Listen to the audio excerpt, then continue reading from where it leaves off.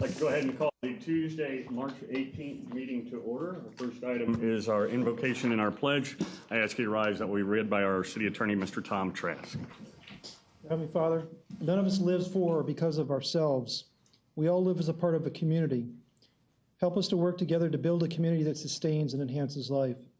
Awaken in us an awareness of how best to raise up the hopes and dreams of all of our residents. Make our community a place where all can live fully and fruitfully. May those of us who have been selected as leaders within our city remain open to your wisdom. Remind us that the common sense and worldly wisdom that we have been taught sometimes need to be set aside in favor of a holy wisdom, a new way, a different path. In the discussions that take place this evening, open our hearts and our minds to sense the wisdom that you have to share. This we pray. Amen. Amen.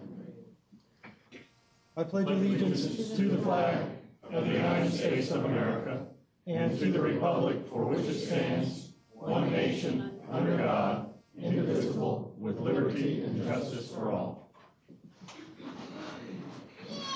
Yeah. Yeah. Thank you, and once again, welcome.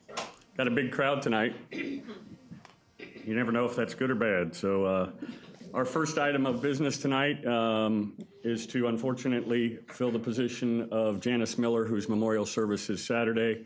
And are you going to take care of that, Ann? Yes, sir.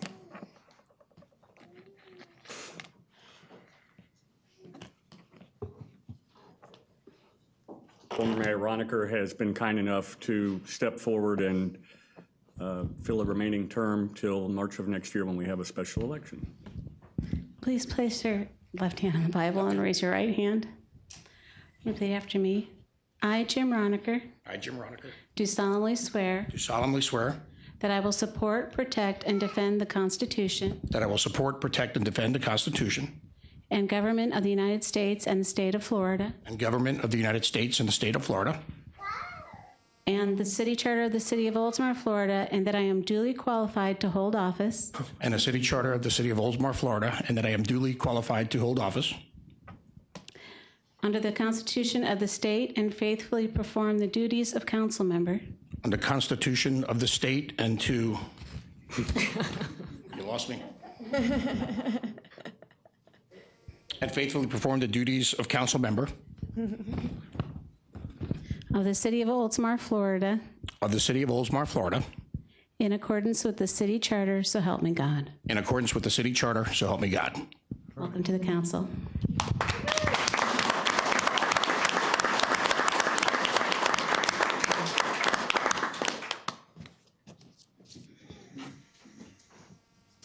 Thank you.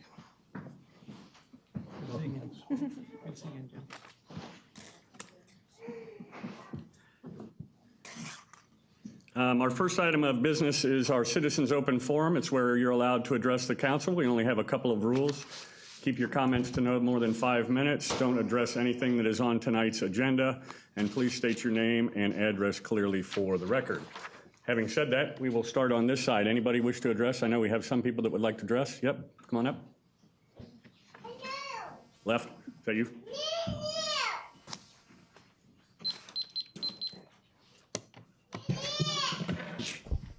My name is Luff Combs. I own a building at 405 St. Petersburg Drive, St. Peter Drives East. I live in Safety Harbor, 3250 Allen Avenue. I'm here to address the council tonight for a situation that I don't think is fair. I leased out a unit of my building to a tattoo parlor, and I was shocked to find out that the city council has eliminated that from the certain boundaries in our city here. And I just don't feel that's right by stereotyping these type businesses. We have the number of businesses I looked at, that there may be reasons why some of them may be not acceptable in different locations, but each one of these businesses should be regulated to a point where whatever your problem is or the council problem is, it should take care of it. Tattoo parlor, in my opinion, and most people's opinion, is not something that is a taboo situation that people run away from. I see across the street, the city has a massage parlor leased to. which I think should be the same thing. I have no problem with that, but it should be regulated just like any other type business. I just feel that stereotype these types of businesses is incorrect, which you're hurting business people. It's hard enough to rent things in Oldsmar at this point in time in this economy that it's we just need a little bit more help. And with the council restricting us this way, it just makes business hard to do.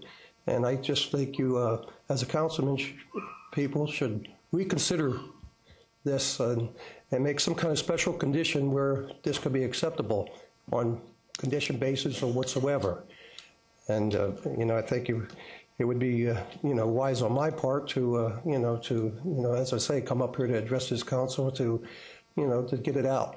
I think, if everybody can consider what we're talking about here. I mean, a lot of these things, I understand why you were doing it, but it's just,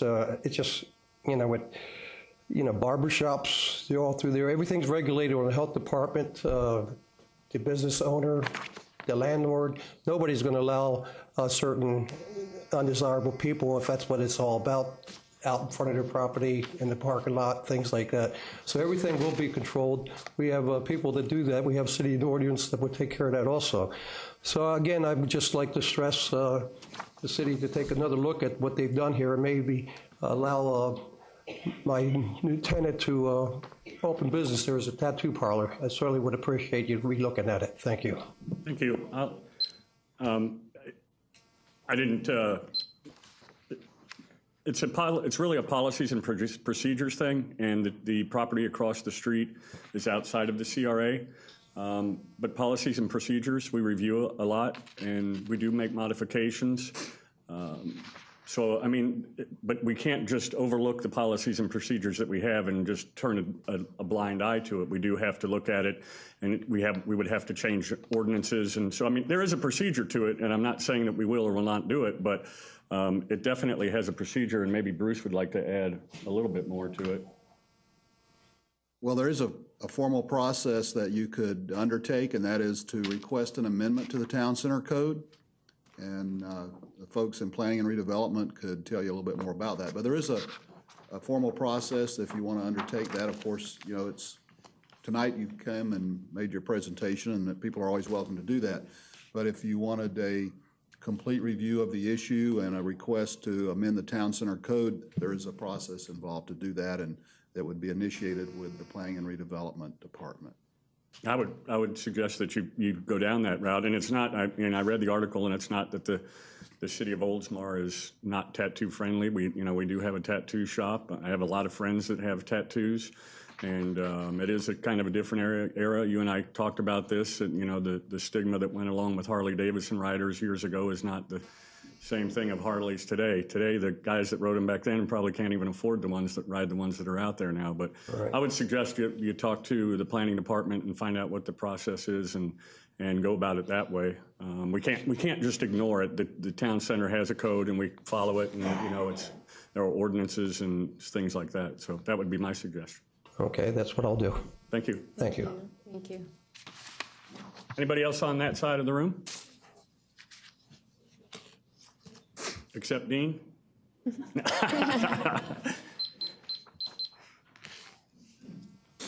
Tough audience, huh? Tough. Dean O'Neill, Fire and EMS Chief. Two quick things for you. Planning Redevelopment and the Oldsmar Fire Rescue is going to be hosting April 12th a mitigation workshop with the upcoming storm season. We're partnering together with the State Emergency Response Team as well to present Make Mitigation Happen, which is a workshop for our residents to come and look and see what they can do to help themselves get ready for wind events that happen in Oldsmar during those storms. Saturday, April 12th, Tico Hall. We'll see that on the website. We'll see it on billboards. We have flyers that will be going out, and more people. We'd like to get as many folks to show up for that as possible. Something could really be effective here in the city of Oldsmar. The other thing, on a sad note, I did want to mark the passing of one of our longtime volunteers, Jerry Wright, former resident of Oldsmar, lived on Country Club for a long, long time, was a volunteer with the City of Oldsmar Fire Rescue for over 20 years, passed away in February, and there'll be a celebration of his life this weekend, Sunday at 10 o'clock at Veterans Memorial Park. Open to the public, and you're more than welcome to come. That's 10 to 12. 10 to 12, yes. Dean, what time was the mitigation workshop? 9 o'clock. Okay, thank you. Thanks. Anybody else on this side of the room? Yep. I see a hand. Hi. Hello, Ricardo Santiago, Jillian Langley Santiago. In behalf of Be the Canvas, we're the tattoo shop that is trying to open. We wanted to introduce ourselves. On my behalf, I understand the procedure. I will look for an amendment. As somebody that has an education, because I got a high level of education, I speak 3 languages, it's hard for me to understand certain levels of where you guys were coming from when the ruling happened, considering most of our military, policemen, and firefighters do have tattoos on them. We ran a very, very clean shop in the historic district of LaGrange, Georgia for 3 years. We were very successful on attaining business from the police department, and I mean, even the mayor came into our shop on occasion just to check on us and see how he was doing. They had concerns too. Anyways, with that said, this is my wife. Yeah, I'm the tattoo artist owner. I was concerned. I heard what you said to Lef about the planning and development. When I had gone and talked to them before, they didn't give me any direction to go in. Okay. And that was my concern about that, because I would definitely have taken that route had they talked to me, but I really felt like I walked into a closed door in that department. We called a couple people actually over there, and that we ended up hitting a brick wall. So, but we did want you to see us. We did run a very clean shop, and we'll follow any rules that we need to. I really do want to be, I love my landlord. I love my neighbor that I've moved in next to. I like Oldsmar. I live here. My kids go to school here. Well, you read the article. I'm quoting it. But, You're the article live now, right? Yeah, well. But yeah, right. But I do. I felt like I was, well, basically I can go to Tampa Road. I can go to Highway 19, but I'm not looking for that. I'm not looking for a super busy shop. I would have that if I was there, because I am a good artist. I had a very busy shop in Georgia, but I got 2 kids. I want a growing family, and I want to have only maybe another artist. And we got a kid on the way. Yeah, we just found that out, so that put pressure on us. Oh, nice. Congratulations. We were like, man, now this really put some pressure on us to get this I place appreciate open. your time. I appreciate your time. Thank you so much. It is, yeah, it's just, as I told Lef, it's just a procedural thing that we have to go through to change certain things. And it happens not just on that, but with other things. So we're not. Well, with the planning department, I mean, who do we, Who would they? Yeah, because we feel like they really shut the door on us. Basically, it's like, no, let me show you. This is where you're allowed, and see you later. I mean, that's the extent of our visit there. I've told you, there is a procedure to go through. It's there, it's in the books, and that's the part you have to go through. okay. Thank you. The Planning and Redevelopment Director is here tonight, Marie Dauphiné. Hi. Yep. Hi, So Rita. somebody on her staff can kind of tell you what needs to happen. Awesome. And then Thank go from you. there. Thank you so much. Thank you. Thanks for coming out. Yeah, thank you for coming. It is from the past, the stigma that came with tattoo parlors. I mean, you can kind of understand that, and so the code was there for a reason. But I agree, I've seen some really upscale tattoo parlors and upscale new developments, and if you're going to have your children there, we know you're good, because I think the article said you were going to have a room just for your children. If you guys care to see some pictures, we do have okay. hundreds and hundreds of pictures of the shop in Georgia. Hundreds. Thank you for coming and So- bringing it to our attention. Well, that was something I was telling him on the way, was in Georgia, they didn't have health regulations. They didn't have any of that for tattoo shops, which is ridiculous, but they didn't. Here they do. And there we ran a shop that was, I mean, the tests here were ridiculous compared to what we already knew coming in. So I would think all of them would be clean, but they're not. Right. Well, good luck. Thank you. Thank you. Anybody else on this side of the room? How about this side of the room? Oh. Wow. Yeah, Susan, you're not talking about item 9, are you? No, Okay. absolutely not. Than that. I'm Suzanne Vale, 728 Shore Drive East. I'm just actually in response to what this young couple said. I really, Jerry, would just like to say, when you don't know what you're doing, like you all do, when you sit up on council, you have a level of understanding of what happens in the city in planning and redevelopment. When you walk in that office and you have no clue, you don't even know where to start. Sure. And how many times have we heard that before? So I think it's really important that we have a consumer-friendly office that, you know, maybe takes people by the hand and says, this is what you need to do, this is what we need from you. And that's just all I want to say, because we want to be positive to business. That's it. Yep, thank you. Thank you. Thanks, Sue. Bill.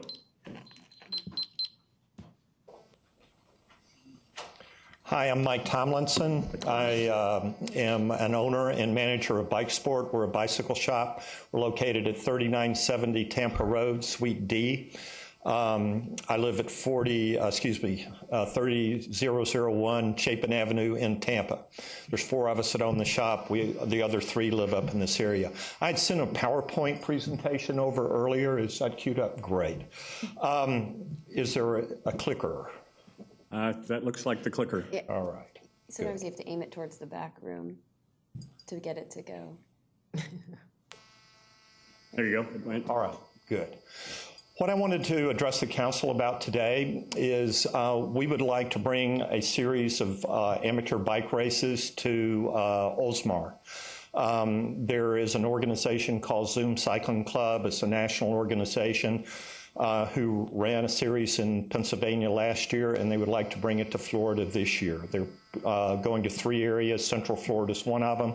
They've contacted us partially because of relationships I have in the industry, also published a bicycling magazine, and have asked us to be the community sponsor of the event.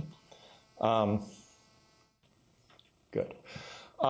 Basically, the purpose of the series is to help people learn and have fun on their bicycles, to improve their riding, both in terms of their speed, bike handling, and safety, and to learn to race to win in a safe manner. What we value as an organization are events. We put on events, the communities that we're in, and the knowledge of our cyclists. Our approach is to provide information sessions to educate the cyclists, to put on clinics, to actually give hands-on training to them, and then to have very much a club racing series. This is not professional cyclists. These are guys you see out riding around today that would like organized competition, and we provide it at a very grassroots level. I'm going to skip through some of this because I only have a limited amount of time.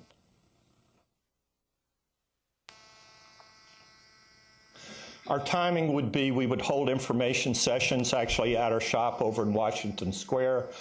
During April, we would begin hands-on clinics in May, and then we would start our racing series in June and run it June, July, and August for 6 to 8 weeks. And then at the end of the series, we would have a championship. When I talked to Mayor Beavis the other day, we talked about possibly trying to tie it in with some other city event to attract people to the city. Who's Bike Sport? Well, there's 4 of us that are partners. We're all from the Tampa Bay area. We're all cyclists. We're in business to make money, but we also do this because we love the sport. 2 of us are retired corporate executives. Please don't hold that against us. There's 1 engineer and also 1 owner of a local dental practice.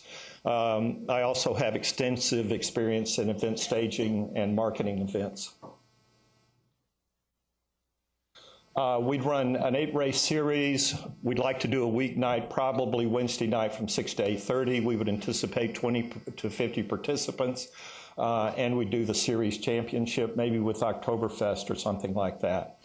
We would also solicit Oldsmar business partners to offer race participants and spectators incentive to stay and play in Oldsmar. We had a grand opening that we partnered with the Oldsmar Tap and Moe's and had over 100 participants about a month and a half ago.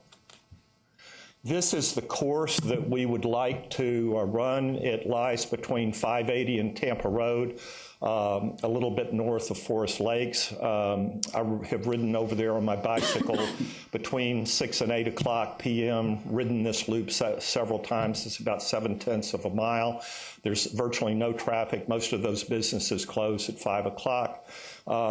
If we got an indication that the city was favorably disposed toward this, we would go over there and basically go door to door and talk to all the business owners over there to make sure that they were okay with us doing it or try to address any concerns that they have. Officer Sierra was in our business today. I showed him the course, talked to him a little bit about, how we might manage the traffic over there and the people that would come to the race. And I think that we could probably count on his support. I tried to stay within the 5 minutes. Obviously, this is a very complex and multifaceted project that I'm proposing, but if there are any questions, I'm happy to answer. And I guess first, thanks for coming. I know we did the We Mean Business there, and then I followed up and we kind of went over this, and I thought... And as a businessman, that's a great thing. Yeah, thank you. And really appreciate it. I thought this was the best way to try and pitch your deal and get input from the other council members, and then maybe some direction from our city manager as to what steps you may take to pull this off. So, sure. Any questions of him? I think it's a great idea. I have one question. Has parking been considered? I really haven't looked at it yet. I mean, worst case, we could have them park at our facility and ride their bikes over there. It's not very far, but probably there's at least one cyclist business owner in there, and they had some races over there several years ago. A local bike club put them on, and at that time he allowed people to park over there in his facility. So we would ask business owners if they would allow us to do that. That would be the optimum. We have a lot of parking over there. Yeah. There's already a lot of parking over. If you're going to have bike races, which I think would be good here, this is the perfect place to have bike races, right there. Right. Yeah, I like the look. I know you looked at a couple of different locations, but this works out well. It's in the city, and we like it. Do you have any questions? Otherwise, I'd like. I think it's a great idea. Anything that promotes our ecotourism and promotes Oldsmar is a great idea. Sure, and I spent a long time in marketing with PepsiCo and worked with a lot of different municipalities. I was the liaison to NASCAR for several years, and so I'm used to working with municipalities and trying to make things good for both sides. And so if you... We're not going to settle this tonight. No, that's what I was going to... Yeah, Bruce, how do you want to handle this? That's what I was going to ask you. Well, I assume the street would be closed during the event, right? It would be. You really have a couple of choices. You could have volunteers at each of the entry points to the loop and to control, traffic while the racers are passing. It really depends. I mean, I've done this in probably 10 different towns. Some are fine with that. In some areas, the law enforcement wanted the streets closed, and we would really work with law enforcement hand in hand to try to make a decision that was good for everybody. Well, it appears. I mean, I think it's a good thing that it would be a special event, and you'd need to complete a special events application. It wouldn't be like every Wednesday's a special event. This whole thing would be a special event. And during the review of that, all those factors would be considered that have already been mentioned, like parking and whether the street's closed, the necessity for sheriff's deputies, and anything else related to the series of activities. So Lynn Reeves is our Leisure Services Director, and he is the one who would be the coordinator for special events. And I think the actual special event application, or at least information, is on the city's website as well. Okay, and his name is Lynn? Reeves. Lynn Reeves? R-I-V-E-S. Okay. All right. I know I've exceeded my time. No. Thanks so much for your attention, your support. I have a suggestion? Yeah. If something like this comes up, in my opinion, my humble opinion, it should not be on a citizens' open forum. It should have been an agenda item. It was my suggestion to have him come and do it. This was the easiest. In the consideration of time, he wants to kind of get it going. I was really short on time, and he squeezed us in. An agenda item would give you 5 more minutes. Oh, okay. Well, I have a quick question for you. Sure. Do you rent, or would you? Oh, I'm sorry. Would you rent out any of your bikes at the store for these types of races, or everyone has to bring their own bike? We would do that. Generally, the level of competence that you need to race would be beyond somebody sort of stopping in and picking up a bike. It would be a real safety concern. We actually have a qualification process that a person would have to pass in order to participate in the races for really mostly the safety of themselves and the other riders. Good to know. Good deal. Yep, thank you. Thanks again for your time. I really appreciate it. Anybody else on this side? Yep, Loretta? Good afternoon, Mayor and Council. Welcome back, Jim. Thank you. Welcome home. I want to invite everyone to our Top of the Bay Garden Club fundraiser on Saturday evening. Now, I know there's a service for Janice in the daytime, but this is in the evening. Starting at 6 o'clock, 6 to 6:30 is the social, 6:30 to 7:30 will be the meal. We do this every year to raise funds to send local school children to Camp Wakita, which is up around Apopka, Florida, if you know where that is. So we do it every year. This year, so far, we've got 4 children. Hopefully, we'll get some more. And this year, we're doing something a little different. We're going to have the children come up and tell the people that are there so they can actually see that we are sending students, to have them come up and say a few words about what they did this past summer, because we sent them and they're real enthused about it. So we're giving the people a chance to listen. So we'd like to have you come. It's like I say, it's at 6 o'clock. It's $20 a person. It's a buffet. We're going to have door prizes. We're going to have a live auction, a silent auction. We're going to have door prizes. And if you'd like to come, if you'd contact Sandy Sears, she's at 855-3498. If you'd like to come, just give her a call and you can pay at the door. But we'd like to see some council members there. Where is it? Yeah, It's at East Lake Woodlands. I'm glad you asked. I think I left that out. It's at East Lake Woodlands, starting at 6 o'clock. And it's this Saturday evening, but it is in the evening. So, Thanks, Loretta. Thank you. yeah, we'd like to have some council members show up. They used to come. I can't that evening. I have a previous But commitment. if any of you can, please show up. And you can pay at the door. It's $20 per person. We'd love to have you there. Thank you. Thank you. Thank you.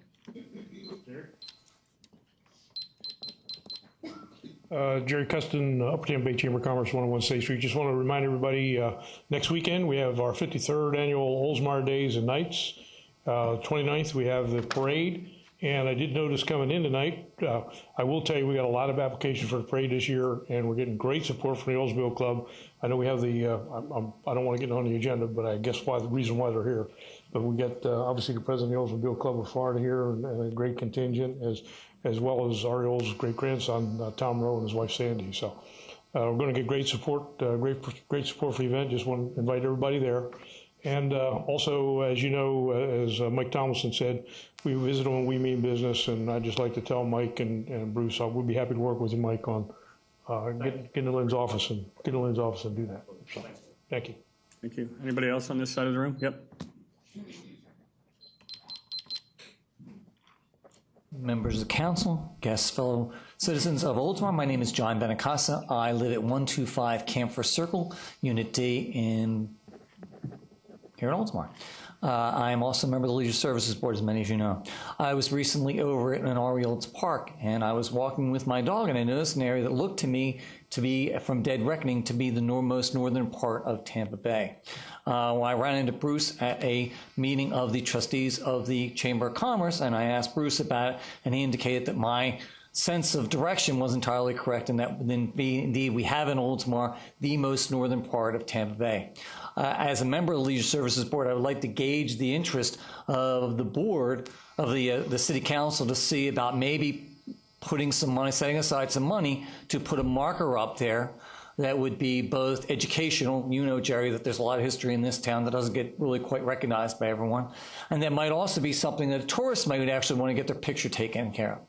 I think this would help us as far as, in a small way, of helping us better promote the great history we have here in Oldsmar, is for our citizens and the people that come to visit.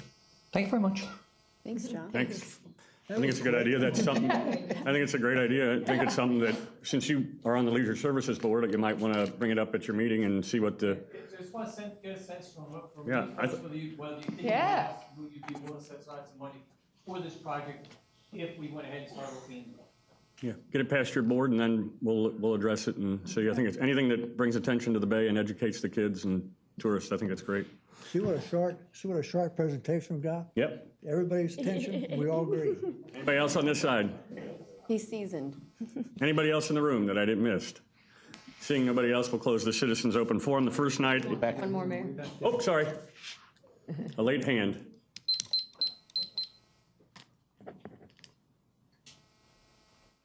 Thank Thank you so much. I'm not used to speaking in front of council members, and so, excuse me, I actually live in Safety Harbor. My name is Tilvilla Hurwitz, and I have been working with Brittany. Where do you live? Where do you, in Safety Harbor. My address is 305 4th Avenue South, and I've been there since 1987. I've been a Floridian my whole life. And I wasn't going to speak, honestly. I was just coming to just see how the city functions because I have a proposal for the city. And the gentleman, I'm sorry, I don't know his name, who just spoke. John, excuse me. From what he said is exactly what I was going to see if you would be interested in. And perhaps this is an agenda item, but I'll just say it because I got inspired by John. We have an organization called the Sri Chinmoy Oneness Home Peace Run, and that is a nonprofit international relay run that goes through over 100 countries every other year. It started in 1987, and the website is www.peacerun.org. And I invite all of you to take your time, look on it. We focus a lot on kids. The whole purpose is to give people an opportunity to express their aspirations for a better world through music, art, poetry, and holding the torch. Some people, luminaries all over the world who have held the torch over the years include Nelson Mandela, Mother Teresa, Gorbachev. I mean, Queen Elizabeth actually lit, I don't know if you remember the 50th anniversary of VA Day, she lit the beacons that were the communication system with our torch. So it's really a really beautiful event. The founder of the run, his name is Sri Chinmoy. He passed away in 2007. He did a lot of work to try to inspire the oneness of humanity, which is what the Peace Run is all about. So the purpose of my coming to this meeting actually is to propose. I would like to, Brittany, about a year ago, we approached Brittany as the person in charge of the art exhibit at the City Hall to have some of Sri Chinmoy's artwork for peace. And we've done that, so it will be up in April and May, and we'll have some of his aphorisms all around. This coincides with his 50th anniversary of his service for peace worldwide. His name is spelled S as in Sam, RICHINMOY,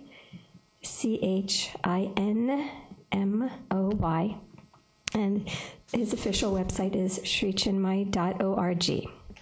He's a spiritual man, but isn't affiliated with any religion, and really inspires people to follow whichever direction they most feel inside. So he really his main life has been to try to inspire oneness and peace. And so the reason I was going to come here is to propose something that's very unusual for the north of Tampa Bay, right on that spot, because it is so significant. And I've enjoyed this park, for several years myself. I find such a peaceful place. And as a gift to the city from the Peace Run, we would like to offer a statue. It's called, the name of the statue is Quest for Peace, and it depicts Sri Chinmoy holding a peace torch. It's a very interactive, it's a bronze statue that's just over 6 feet tall, and this statue has been, there are probably about 10 locations around the world right now. There are other statues of him. You might remember when that big flood was in Prague, and there was a statue of somebody in the middle of the water. That was another statue of Sri Chinmoy, and it's Man for Peace.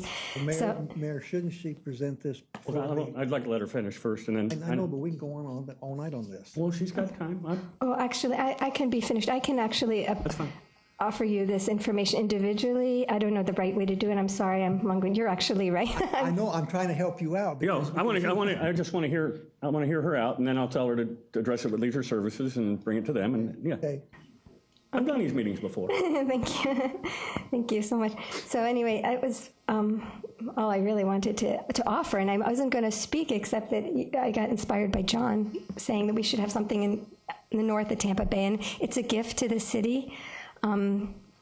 And that's all I really would like I think it's something that the Leisure Services Board, maybe you can talk to John and he can, Again, with me, I'll help you get it on the agenda of our next meeting. and then they can do One it. thing that might be of interest, the last thing I want to say, excuse me, is that on May, it just so happens that on May 5th, Tuesday, May 5th, the North America Relay, starting in New York, is coming to Tampa Bay. It started in New York in mid-April, and it will be in Tampa Bay. And if, I don't know how fast, if you are interested, if, I guess that's the time is up, that this would be the date we would, if you were interested to have a ceremony, and I've checked if one of these statues is available. There's a foundry in Prague, Czech Republic, and they said there is one available, and they're willing to send it here. It was slated for Russia, but they said they can wait if we would like it. Okay. That's awesome. I'm actually done. Thanks. Thank you. Looks like for not speaking in front of a council before, you did pretty good. Really? Good. Thank you so much. You're very kind. Thank you for your Yeah, time. get with John and he'll direct you. Harry loves the bronze statues. Yeah. Anybody else that I've missed in the room? Nobody, will close the citizens' open forum. The first item is under our Community Redevelopment Agency and its adoption. Oh, before I say that, because I know there's some people here, item number 9, a lot of you people are here from Shore Drive. I just want to let you know that tonight, item number 9 is for us to discuss the authorization of the item and address direct the city attorney to either draft the ordinance or not. And so we're really not going to have any public input on it probably tonight, but there will be, if it's approved, there will be public hearings for that. As you know, that's the process for it. So we're really discussing just if we're going to direct him to do the ordinance. So I just wanted to address that. You're more than welcome to hang out. Community redevelopment, adopt resolution 201406, redesignating the redevelopment district, and I'll have our city manager kind of give a brief overview of what that is. Thank you, Mayor. In order to continue to be eligible to receive community development block grant funds every 10 years, the city is required to recertify that blighted areas still exist within the community redevelopment district. That's the purpose of the resolution before you this evening. I'll read it by title only. This is Resolution 2014-06, a resolution of the City Council of the City of Oldsmar, Florida, recertifying that blighted areas exist within the city limits of the City of Oldsmar, as recognized in Resolutions 9304 and 9512, in order to allow the city to pursue community development block grants, as well as other funding for streets, stormwater, code enforcement, maintenance, and other qualified projects, and providing for an effective date hereof. That's the reading of Resolution 2014-06 by title only. I recommend its adoption. If you have any questions, I'd be happy to respond to those. Need a motion? So moved. Second? Motion and a second. Any discussion? Nope. All in favor? Aye. Passes 5-0. Thank you. Now back to council business. The consent docket, there are 4 items on there. Approve the minutes of the February 18th, 2014 City Council meeting. Approve payment to legal counsel. Approve the purchase of sodium hydroxide under the Tampa Bay Water Contract, and authorize the city manager to advertise for bids for vehicle storage building at the Municipal Services Center. Does anybody wish to pull anything? Loretta, did you get your question? Oh, she's not here. I guess she got her question answered. Nobody wish to pull anything? I need a motion. So moved. Second? Motion and a second. All in favor? Aye. Passes 5-0. Thank you.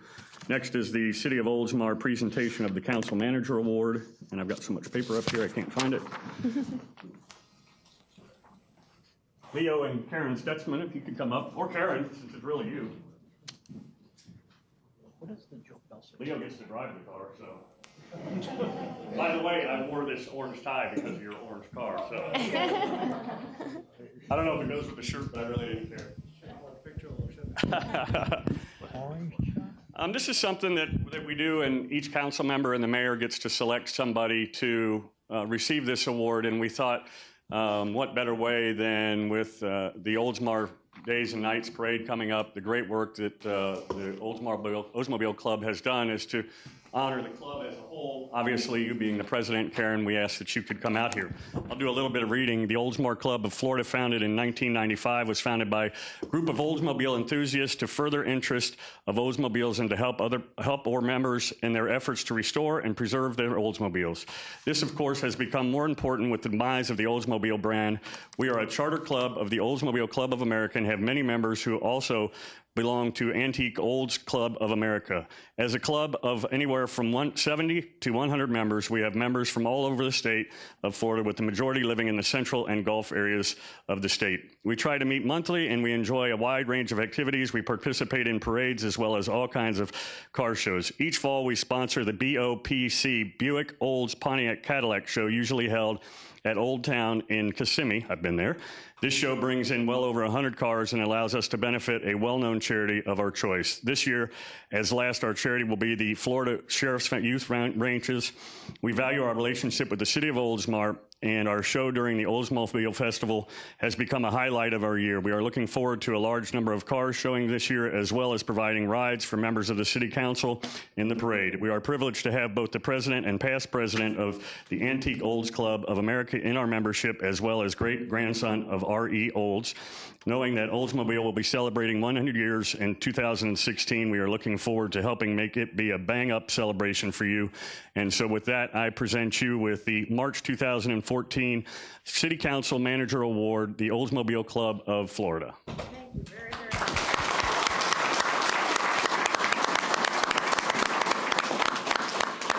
Say we certainly appreciate our time that we spend in Oldsmar. We enjoy working with you very much. We look forward to working with you more. We know that you're going to be celebrating 100 years in 16, and we've already been talking to some of the people around here as to what we can do to help you celebrate and to make your celebration bigger than it might be otherwise. You know, everything starts with a dream, and just as the Oldsmobile Club started with a dream, there's been a dream planted around here by your former member, Janice Miller, and it's the Oldsmobile Club has picked it up, and we have that dream, and we're hoping that one day we can see a museum for Oldsmobiles here in Florida. We have the backing of both the national clubs and as well as the R.E. Olds Museum in Lansing. So keep that in the back of your minds and think about it, and as we proceed, we hope that that can come to fruition one day. Thank you so much again. And everybody that's here from the Oldsmobile Club, raise your hand, because I know you brought quite a few of them. Yay. Thank you guys for coming. Yep, and your husband, yep. Why don't you have them all come up for the Stand picture? up. You. Y'all come up here for the picture. Come on up here. We'll get them all up. Come on up there. Come up there. Yep. What day is the Oldsmobile show at the Oldsmar Days? Saturday. I might add too that we are making plans to bring people in from many of the snowbird areas for the 16th centennial. That'd be awesome. We are, a couple of us are working on bringing people in. Next week for this show, we will have people coming from Alabama, Georgia. I'm not sure if he'll be bringing somebody along from Ohio, but and then several from South Florida will be coming up here next awesome. week. Do I get to ride in your car again? If depends on who it is. You'll have to talk to somebody else. Again, we thank you so much. Thank you. Congratulations. Come on in. Did you get us all?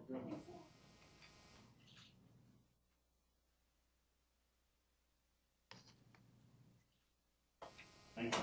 Congratulations.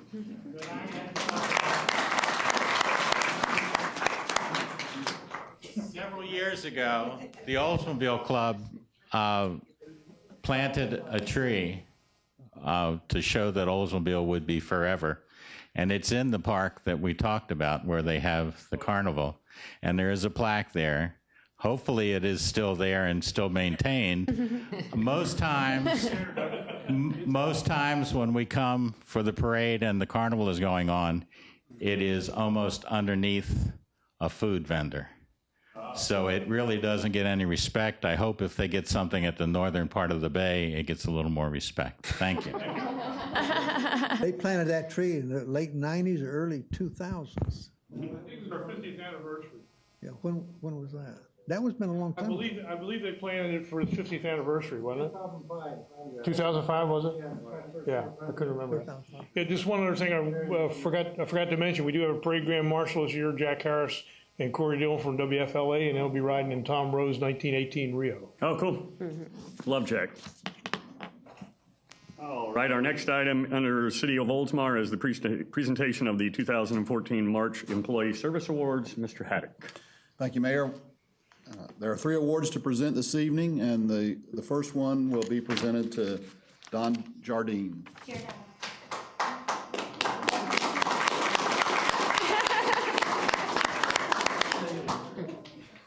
Come on up, Don.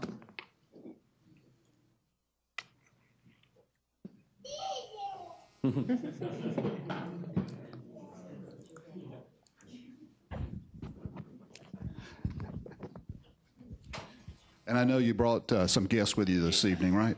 That they could join you, I'm sure. Yeah.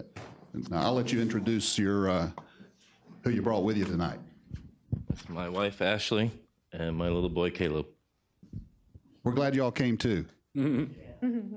This service award is in recognition for 10 years of service to the City of Oldsmar, presented to Donald Jardine, 2004 to 2014. There's a check that goes along with it, so I'll go ahead and hand those over to you. And Don works in parks. He's an equipment operator, and of course, as we're recognizing you tonight for your first decade here, 10 years of service, and just you might take just a minute to tell the people kind of about what you do, like in 2 minutes or less. Mainly just maintaining all the parks and keeping all the grass mowed and keeping everything looking good out there. And y'all do a good job. I can see that we've got someone that's going to want to use the microphone later on as well. So I'm happy that tonight we could just offer our congratulations and let you know we appreciate the work that you do and the crews that you work with and maintaining the city properties, not just parks, but rights of way and grounds of all the buildings as well. So I'm happy that we could recognize you on your 10th anniversary and just offer our congratulations and say thank you. Thank you.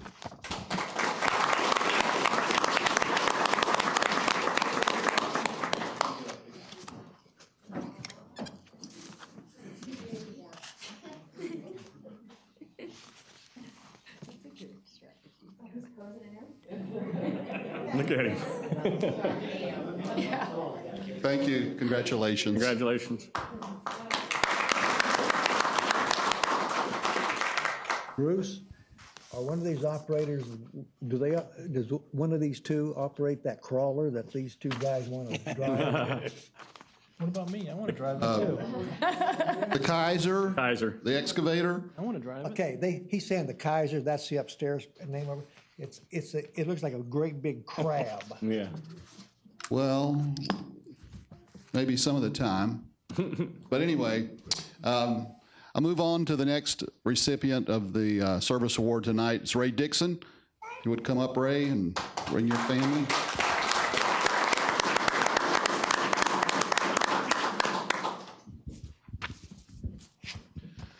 And Ray, introduce your guest who you brought with you this evening.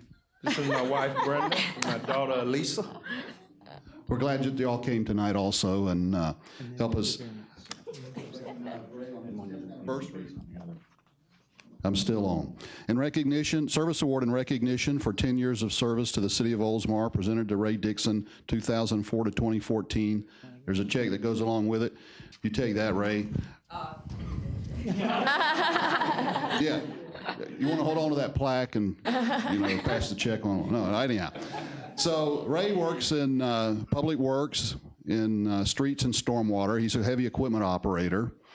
And I think, now I'm not sure, when you first started working for the City of Oldsmar, your first job was like maintenance operator or equipment operator. What'd you start out doing? A lot of weed whacking. It was a different type of equipment, is that right? Yes, yes. Now we use the slope mower and that machine that Mr. Beebelin was talking about, maintaining all the drain, make sure the city don't flood. That's right, which is an important job. And the other thing, you mentioned the slope mower, so in a way you've moved up to the giant weed whacker in a sense. Yes, yes, very good. I'm not sure. It saves us a lot of weed whacking. That's right. I'm not sure everybody knows what a slope mower is, but it's a big mower on a big tractor. And With an extended arm on it that reaches in and cuts the ditch lines and maintains the city. So yeah, try to do a good job. So I'm happy this evening we could recognize you on your 10th anniversary and let you know we appreciate the work that you do. And oftentimes not a lot of glamour in a lot of the jobs that our folks do, but it makes life more enjoyable. And Ray mentioned that a big part of his job is maintaining the stormwater system and drainage. And it's like other things that we do. When everything works fine, we don't hear that much about it. And so we can gauge our success perhaps to that degree. If it doesn't, then we hear more things. But thanks to the great job that Ray and his coworkers do, the city is in good shape and made a lot of improvements over the years related to stormwater and particularly. So once again, congratulations on your 10-year award. Anything you'd like to share tonight?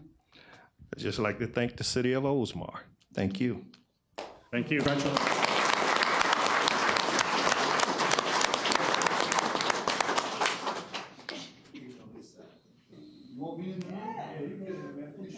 You're good. See, we're all moving and the mayor's gonna. Well, I should photobomb it. You could do a photo bomb. Congratulations. That would be. Our third recipient is John Giordano, and we are also recognizing John on his 10th anniversary. There, the check comes along with that. The service award is in recognition for 10 years of service to the city of Oldsmar, presented to John Giordano, 2004 to 2014. John is a plant operator at the reverse osmosis water treatment plant. And I think, I know you've been in public works, worked in utilities all that time, water? Mostly distribution collection, yeah. Over to the plant when it opened. Yeah, I did know that much. And so when the plant opened, you, I don't know, did you have your license at that point, or were you like a trainee, or were you already licensed? I actually had my license. Because of the work you'd done prior to that, yeah. With the pump station. With the pump station is certified, so yeah, I had the license just as the job was opening. So go ahead and take that. And so I think all 10 years you worked in the water system, is that right? Yeah, or in distribution and collections, and part of that work is related to maintaining pipelines, both for the potable water system, the reclaimed water system, and for the wastewater collection system. So John has a lot of experience in utility operation, and we're pleased now that we can recognize him this evening. As I said, his current position is he's a plant operator at the reverse osmosis water treatment plant. So I'm happy that we can extend our congratulations to you on this milestone of the 10th anniversary and offer our congratulations. Let you know we appreciate the work that you do.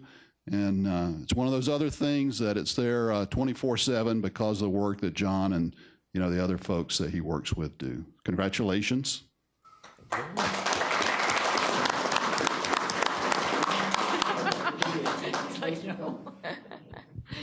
Mayor, y'all remember the big water break we had? Oh, yeah. We remember it. 2 or 3 day water break? Forget. Of being with John for, I don't know, maybe half a day or a full day, and you ought to see what he does over there during that water break. Monitoring all those huge, I don't know what you call it, but there's little lines like that and little lines like that. And he monitored the thing for, 3 days? To trying to find out where that break was. We appreciated it. Oh, and by the way, Jerry, you've used up all your time for council comments already. If I raise my hand, That concludes the fun part of our show tonight, but now we're getting into business. If anybody, I know the Oldsmobile Club, some of you came from pretty far away, you're more than welcome to stay for the excitement, but if you feel like you would like to leave, you could go do so at this time, or anybody else. Thank you.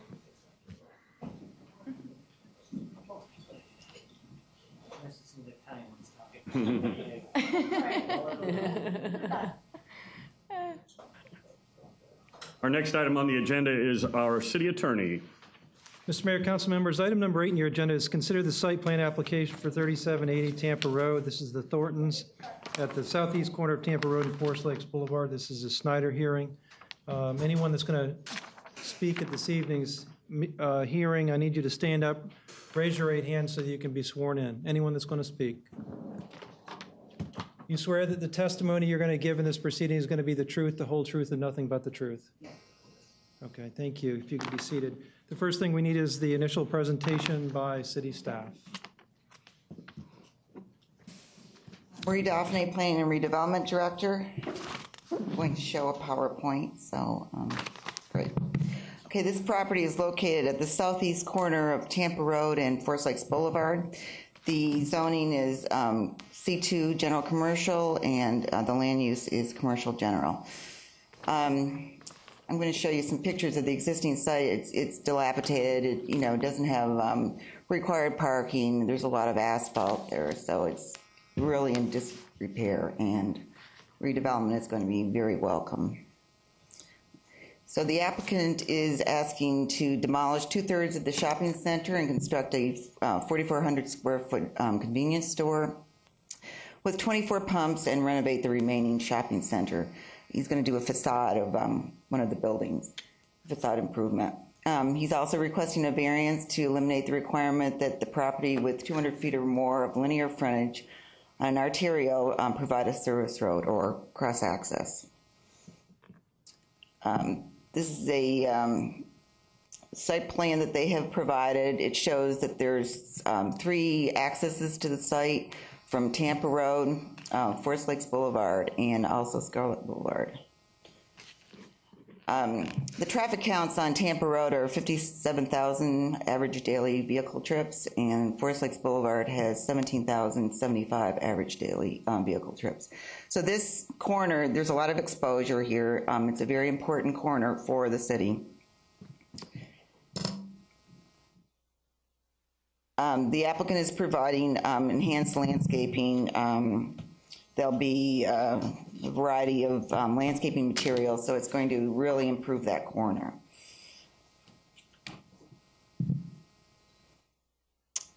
With regard to the variance, excuse me, the code requires Section 7.5 joint use driveways and service road provisions to provide a service road or a cross access between properties. And the purpose is to provide ease of access, ingress and egress, and also safety concerns. When the applicant requested the variance, we could not find any special circumstance that would prohibit him from providing the cross access. He's demolishing almost 2/3 of the property, so we feel that he could provide this cross access. We also felt that it was a convenience for the applicant and would grant him a special privilege. We went through previous site plans and noticed that there was quite a number of developments that had to provide a cross access. For example, Goodwill, the vacant lot, GSA, Pinewood Plaza and the Dairy Queen, Circle K and the flea market, and there's about 12 different developments that provide the cross access. So staff reviewed the request against the standard outlined in section 3.17.3 of the Land Development Code, and based on that review, we're recommending denial of the request. Now with regard to the architecture, as I said, the applicant is going to reface and improve one of the buildings on site. And you can see that he's providing earth tone colors and is much improved from what's currently there.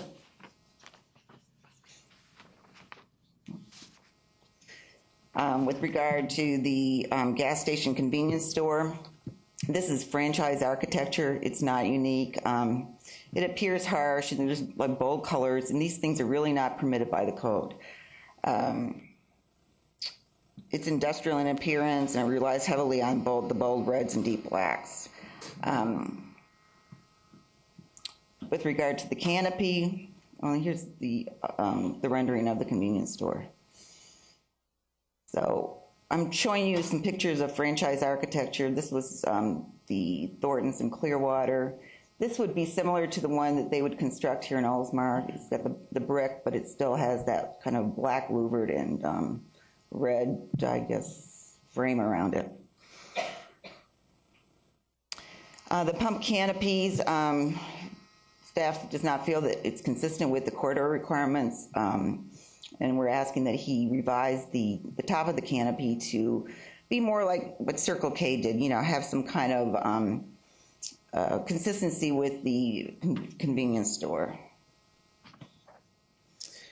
And here's another picture of the Hillsborough Avenue Thorntons. That will be similar to the one that they're proposing for Oldsmar.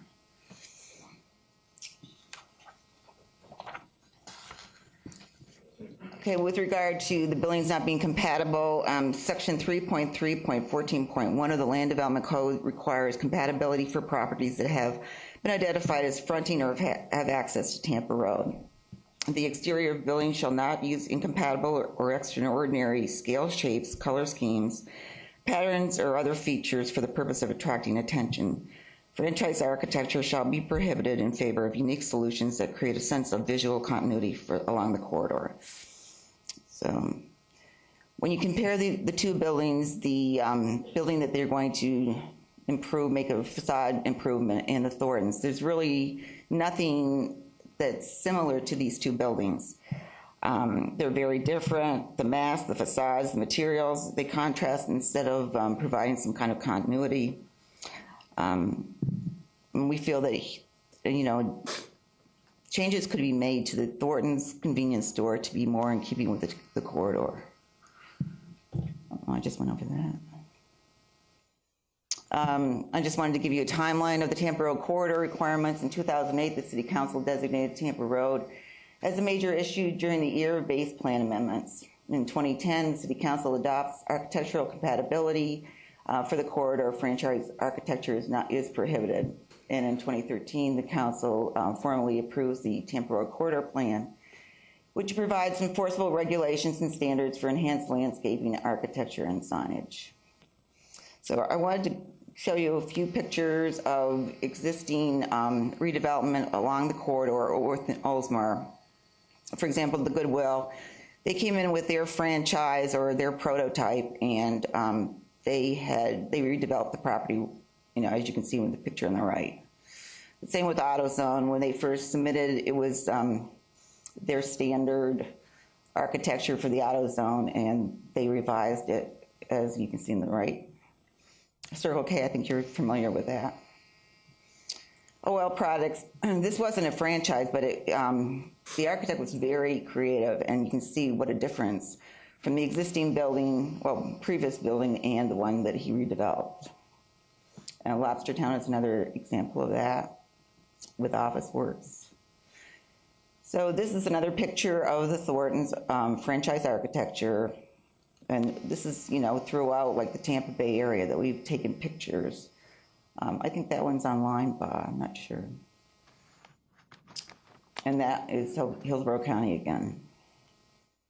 So the staff recommendation is, first of all, I want to give you a summary. The redevelopment of commercial properties along the Tampa Road corridor should further the economic viability and enhance the image of the city. Any proposed project along the corridor should be designed to complement both the existing and future investments of property owners. This property is at a major intersection along the corridor, and it should not detract from properties and businesses that have been redeveloped or improved their properties. And I just previously showed you, previous developments where the developer or the property owner, complied or worked with the staff. We support the redevelopment of this property, but we contend that the proposed architecture for the gas station, the canopy, and the shopping center are not consistent with the intent of the architectural requirements of the corridor. So staff is recommending denial of the site plan for these reasons.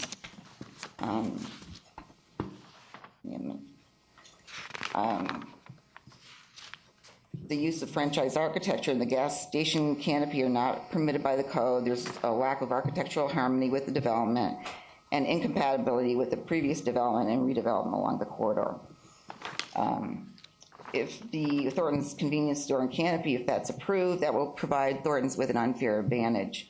The color scheme and architecture will dominate that corridor, or that corner in particular. And there's property owners that have come before and they have worked with staff and we get what we're trying to do here. However, if the site plan is approved by the council, staff is recommending that the architectural design of the gas station and convenience store be revised to meet the Tampa Road corridor requirements. So I'd like to enter the staff report into the record, and if there's any questions. Any questions? I have a question. I do. I have a question. Linda? Well, it seemed, I was just looking at the latest, and it looks like they did revise the canopy. Somewhat. If this picture, it looks like they did do that, so that's a plus. But no, I don't have any questions right now. Gabby? No. I don't have Gary? I have a question. Yeah, I do. I'm sorry. I have a question. You don't have this? Yeah, I do. Okay. The cross access, that's crossing into the into the new development that's going on to the east of it? East, right, correct. Okay, well, when that comes in, I'll have a question for that, because the way that program is laid out for that little bit to the east of us, that cross-section is not going to work. And we're going to address these in two different motions, so we'll do that. Jim? I do have a question. Excuse me. Wait, I'm not finished. Oh, I'm sorry.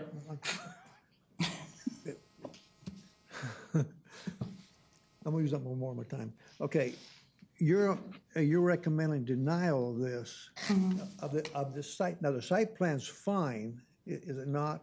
You're recommending denial of it for the architectural design for those two buildings, but the site plan itself. Generally, except for the cross-access. You know, they provided enhanced landscaping, improved the parking area, et cetera. But you have denied this twice. On the variance and on the site plan. Mm-hmm. On the architectural design, right?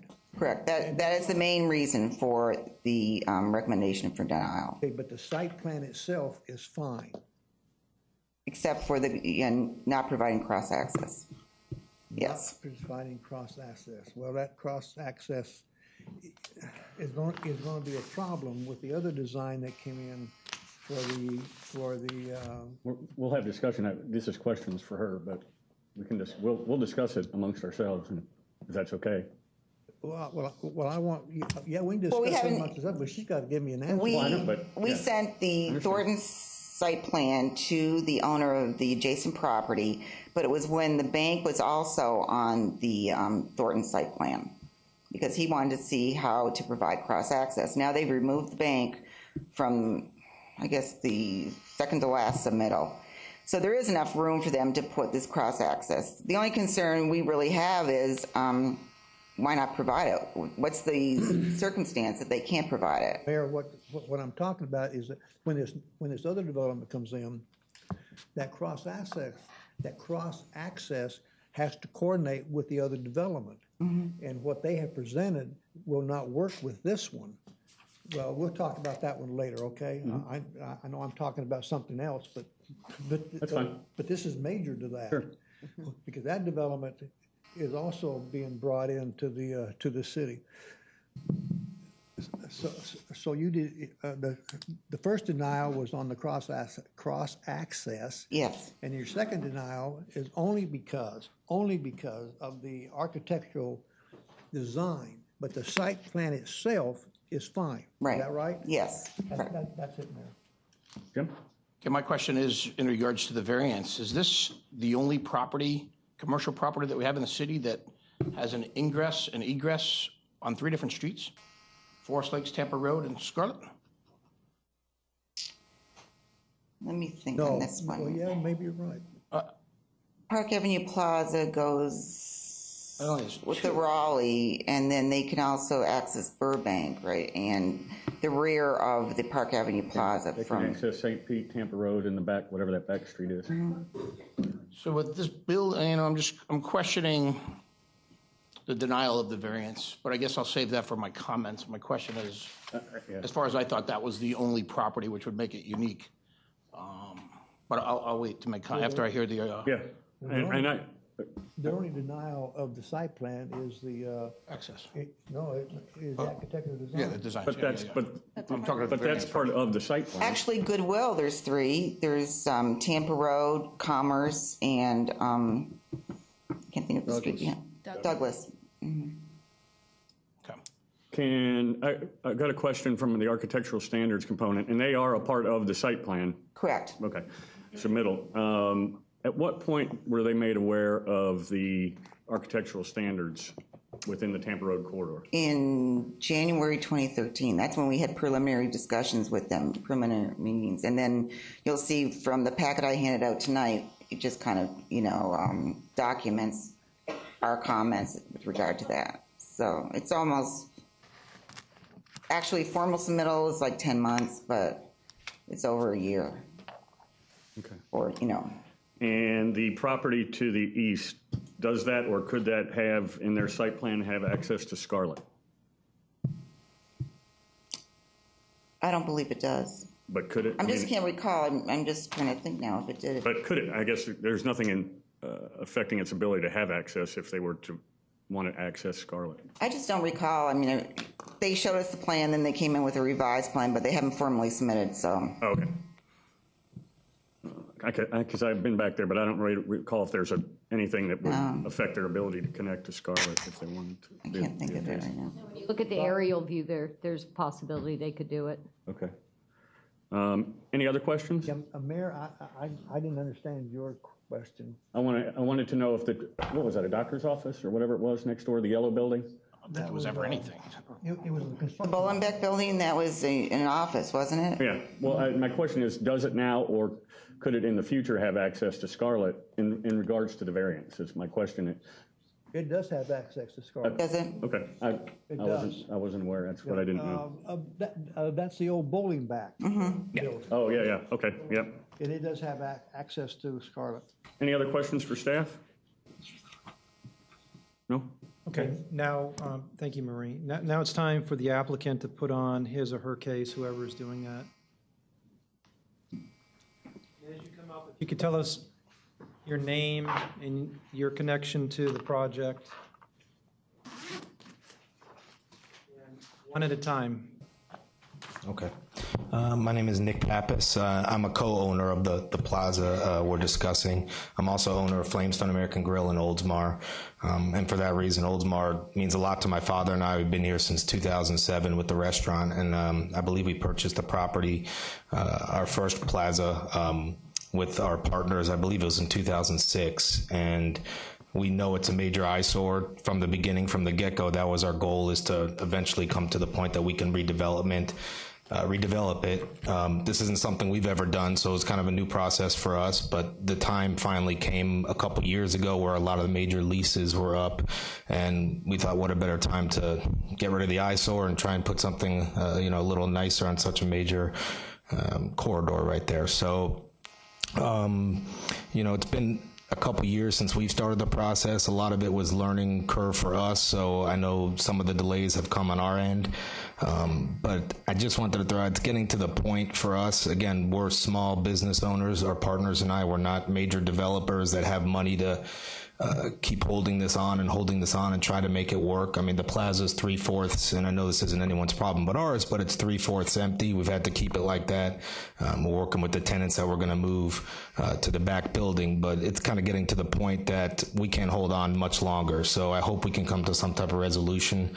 I'll let the gentleman with me kind of talk about some of the technical points that were brought up earlier, but I just hope we can get to some type of resolution, because in all honesty, I can't keep, another year or another 6 months. We can't just keep it empty and hope to keep going. So I'd love it more than anybody to see the corridor beautified and get rid of that eyesore, so I hope we can figure it out. Thank you. Questions? Do we have any questions for the applicant? None at this time. Thank you. Yeah. Thank you.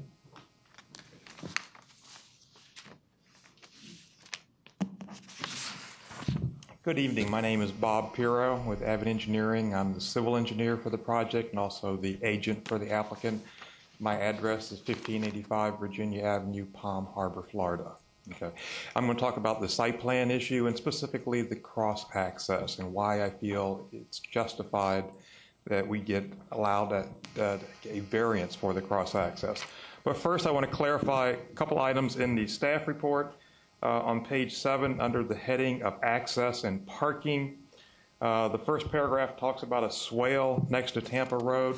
That swale was eliminated and is not in the current site plan. And that also, I'm going to get to that as part of our justification as well.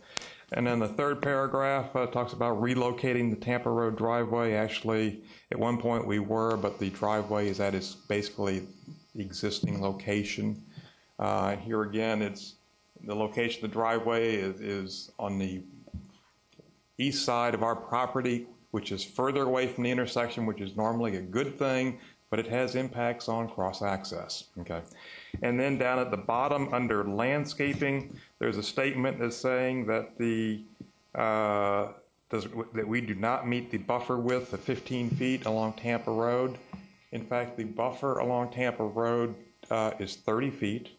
And 23 feet of that is green. And part of the, now original plan didn't, but we made changes to our plans. And part of the input we received at the beginning is staff was concerned about the buffers next to the road. So we reshaped the site. The buffers next to Tampa Road and Forest Lake exceed the code requirements, okay? We took the stormwater ponds away next to the road so we could have better landscaping. We had to put stormwater ponds somewhere. We put them along the east property line, okay, and reshaped the site. We went down from 2 buildings to 1. The original site plan had a bank. When we had a bank, it had the conventional parking lot next to the road, and that bank did work for cross-access because that parking lot could extend further to the east, and the main driveway was located to the west. That was safe to do that. The site plan has changed. Right now, our main site plan, or our main access is along the east property line, and you can see the main access for our neighbor is along their west property line. And the conventional location to have cross access is normally next to the main road. And if you had a cross-access there... Hold on a second. You can't be talking to the council members when he's talking. We can't get it all down. We don't know what you're telling her, and so you just need to step back. Yep. They've all got a copy of that, and if Mr. Piro wants to use it to explain things... I don't have a copy of that one. His has the proposed retail on the east. Is that Fine, if we have questions when he's done, we'll address the site plan. Okay. Thank you. All right. And so if you look at the composite site plan, if you located a conventional cross-access next to Tampa Road, you'd have 3 conflict points with all the different driveways. And from an engineering point of view, I don't believe that is a safe and efficient location for cross-access. We also then looked at where else could the cross-access be. The other potential location is to the south, on the south parking lot of our neighbor to, at that point, run that across.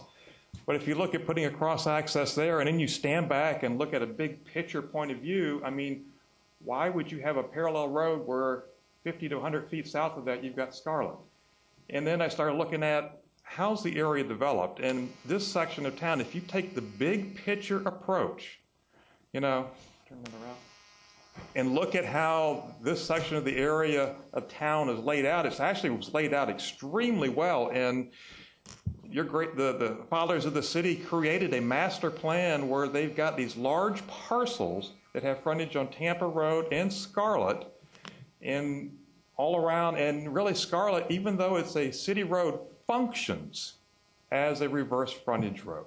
And so all the parcel users have access to each other in a safe and efficient way where people can go from one parcel to the other, get to the traffic lights, and not access an arterial or Tampa Road or Forest Lake. So you've got a good, from a big point of picture, this is like somebody laid out a big master plan that met the intent of the ordinance. If you focus on a very minute portion, no, it doesn't, but there are reasons you can't make it work all the time. So, thank you. Thank you. Before you go, any questions? And would anybody like to see the map or have anything explained on the map? No, it's clear. I have a question. Question, Jerry? Okay. First of all, y'all may have gotten this. I haven't gotten this yet. What bank are you talking about? The original site plan we submitted to the city about a year ago had 3 parcels on it. The third parcel at the northeast quadrant was a bank-type facility. Okay, well that answers that. Okay. The cross access. Does the city want that cross access at the top of this property? The code, I don't believe the code dictates the I'm talking location. about the code. I'm talking about what they have requested of you. I don't know. Just that we have one. Not the location. But you don't have the location of it. Well, why are we talking about it if we don't have a location for it? Well, the variance. They're asking for a The variance. variance is to, For what? the variance is to not have a cross Have it. access. But, okay, that's fine, I understand that. I want to know where the cross access, well, it's a hard thing for me to say, the cross access is before I consider the variance. Well, they're saying that there isn't a viable place for them to put it. That's what he why just they- went through. It conflicts with Where staff wants And them to put that it. Scarlett. I want to know where staff will have it. Oh, that- Where the we can staff- have it, okay. Well, that would have been a question for Marie. Here's your question for him. But he has said that they didn't indicate to you where specifically, they just wanted one. That is correct. The quote, normal location is parallel to the main road.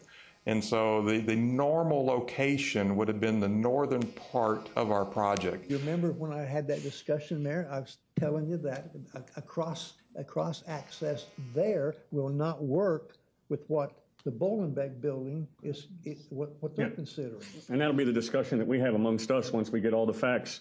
And I guess the question to you, or what you addressed in your testimony, was that you can't accommodate one at that location. I would not recommend a cross-access at that location due to safety issues and the way the both developments had their main aisles at that same location. It forces a lot of traffic at one point. Okay. Does that answer your question? Sure. Anything else before I? Well, I agree with I have a that one. question. Okay. Yes, Yeah, it does. yeah, I'll just work down. Thank Okay. you. I might be jumping the gun on this, but just for my clarification, you might not be the person to answer this. We're tearing down what now is the vegetable stand or the fruit stand, the produce store, whatever you want to call it, the cop shop, and I think there's a hair place in there. That building's going away, and it's going to become the Thorntons facing Tampa Road. Correct? That's correct. And then the rest of what we saw on that facade pictures is going to be what the rest of the plazas where the businesses are now. Indian restaurant. I think Indian you restaurant. might be able to point it out on there, but I looked at it as a Z, and 2 arms of the Z are getting taken down in one part, and then the part where Hungry Howie's is staying. Yeah. So what's going away is then what? The cattywampus part and. I don't know what business is there, but there's a FedEx box and a UPS box. Is that part is also going away? Yeah, if you look at start at Tampa Road, the first leg, which runs east-west, is going away. Then there's a leg that runs north-south, that's going away. And then the final east-west leg to the very southern part of the project will stay. Okay. Gotcha. Okay. Nope. Gabby?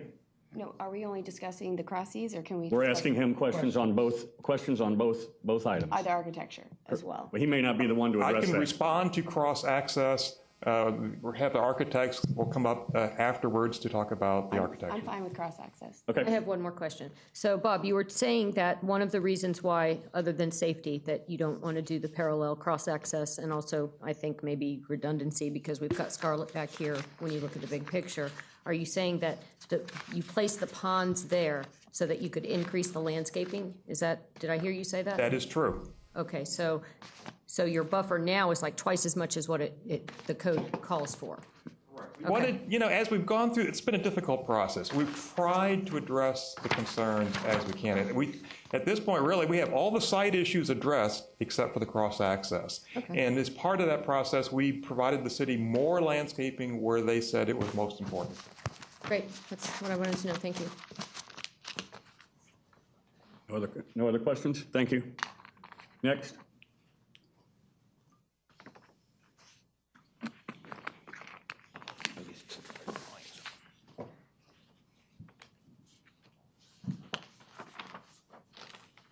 Good evening. My name is Jode Ballard with Thornton's. My address is 14003 Hickory Ridge Road, Louisville, Kentucky. I would like to address some of the items that Bob would ask me to address on architecture in our building. There were some other items I did want to point out before that. You know, there are many agencies that have to be permitted through with a redevelopment like this, or a greenfield development, for example. And we've been working through with the Water Management District, Swift Mud, and we've got to the point where they have no more comments. We have an exemption because we're essentially decreasing the a net decrease in impervious area. The county, we've also gotten to the same point where they have no more technical comments. They're just waiting for a surety bond to, you know, in final drawings. And a surety bond, I don't want to insult anybody, but just so, you know, we might have some folks that aren't sure what a surety bond is. It is to provide the assurance that once a project is started, that if everybody goes belly up, the city and Swift Mud aren't left with a mud pile.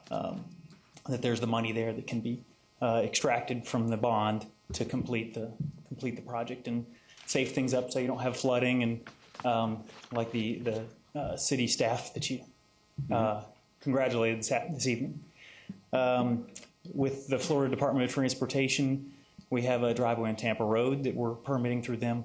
We've received a notice of intent to permit, which is similar. We've worked through a lot of their comments. We have a few questions left with just what the traffic generation is going to be, and we feel pretty comfortable that we've got that addressed with this submittal we've got going into them. The cross-access, I would like to piggyback on what Bob said, that our area of Oldsmar, the larger area of Oldsmar too, was master planned by a developer, and Scarlet, which is our rear access, was dedicated and donated as a right-of-way. And you know, it just makes sense that every time a redevelopment comes in, you wouldn't ask for an additional cut through a cross-access. You know, in 30 years when our project needs to be redeveloped, you wouldn't need to add a fourth avenue to get, you know, between the two projects. So we feel like we've made some strides with the other permitting agencies, just to let you know that we're not just hung up with you guys. We've made some strides. The architecture seems to be a big topic, and there's a lot of talk about that. So I would like to talk about that, and I've printed out some larger versions of what we've looked at. We have made a number of submittals, and I think Mayor Beavis, you spoke to, you know, when did the process start? And we've gone through iterations. When, you know, our typical building that we come in with is this is the render or the elevation of the front of our building that we're proposing now. The first iteration, we had no masonry. We had essentially a stucco building. And we met with Marie, and we met with her staff, and you know, there are communities that have increased standards. So we moved to the brick look with the field stone at the base, which I've got a sample of that product. And this is the same product that will be used for the existing building that's going to be redressed. In further meetings, you know, there was a request for some continuity between the buildings, and one of the ways that we were shepherded towards to tip our hat to Oldsmar is the diamond medallion that's used on a lot of the historic buildings. This one included the old bank and the City Hall building. So we feel like we've made you know, significant changes to our architecture. We've made the masonry. We've added those medallions. We've lowered the field stone and had the consistent level across the building, whereas our typical our typical building that we use, we don't do that. We have the glass at the front retail area. We usually take it pretty close to the ground just to increase visibility. It's just a CEPTED principle, which is crime prevention through environmental design.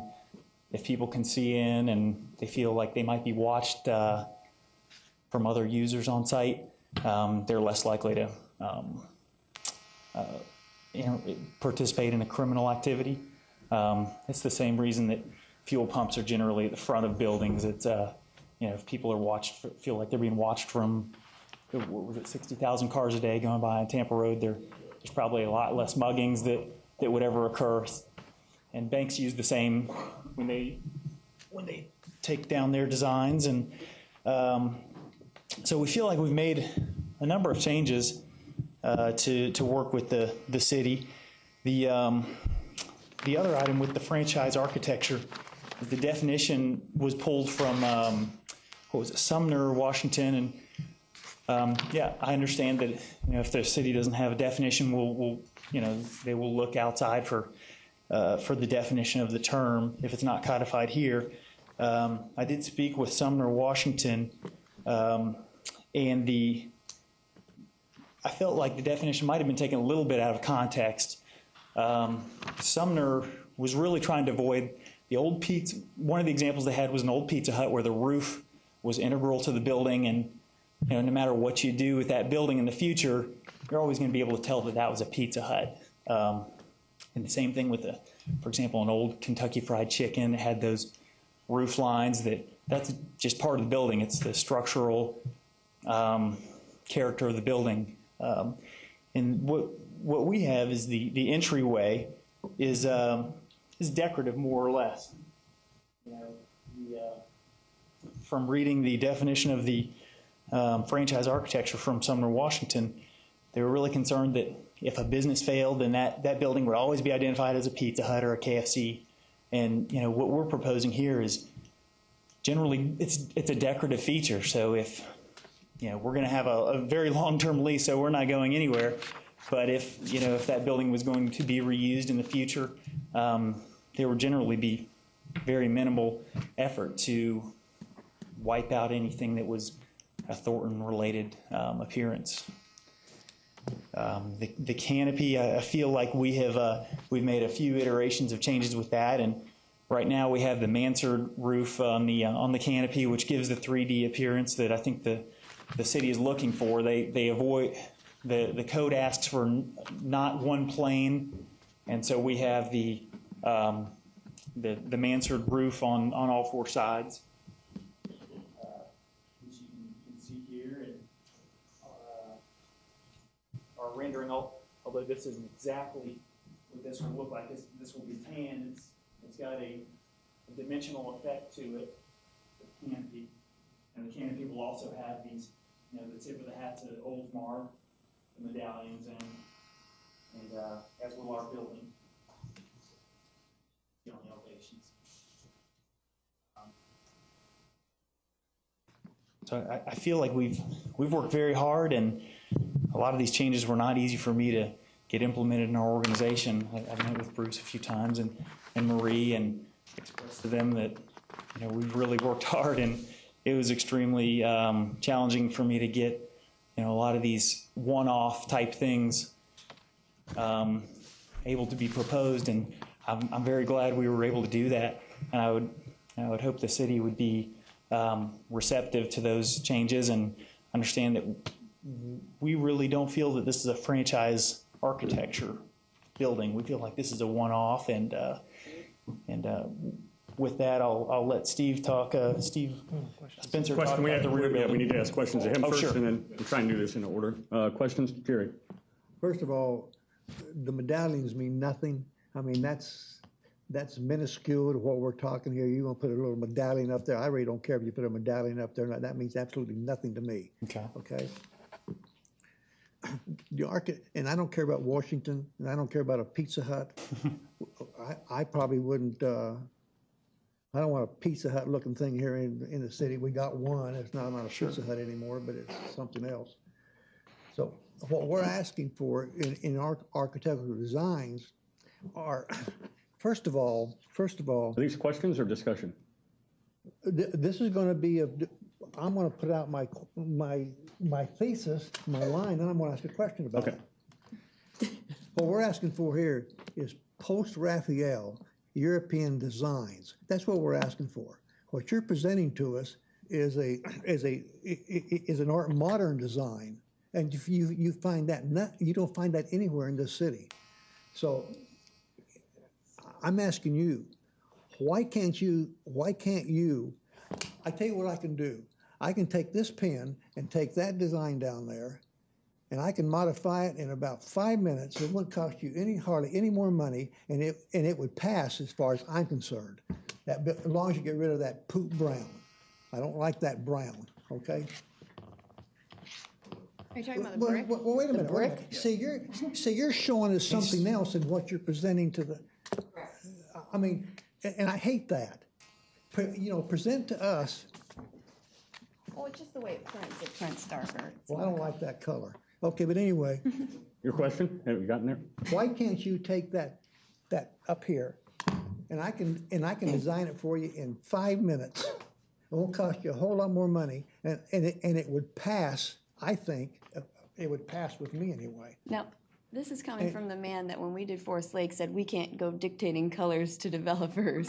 When I started spewing off about colors. I never said that. Well, no, I'm not going to dictate a color, but I can tell you if I don't like it. And I don't like it. Have you gotten to that question part yet? That's a question. Oh, it was. That's an answer to a question. I don't like the color. Why can't you design this a little better, that middle part, only on the top, and design that a little different, and that would probably pass. See, this is what irritates me. This thing that we got here, that canopy is nothing like what we've been presented here. Well, that's what it will look like. Yeah. That's exactly what it will. Except it won't be red on the top. That irritates me. Why do we have this? You mind if I see what you're looking at? Well, this is what he just showed us, the canopy. Except it'll be beige on the roof. Yeah. Is the only difference. It's the same, looks very similar. Yeah. That looks, Well, That's the old style, though. That's what we're, this looks exactly that.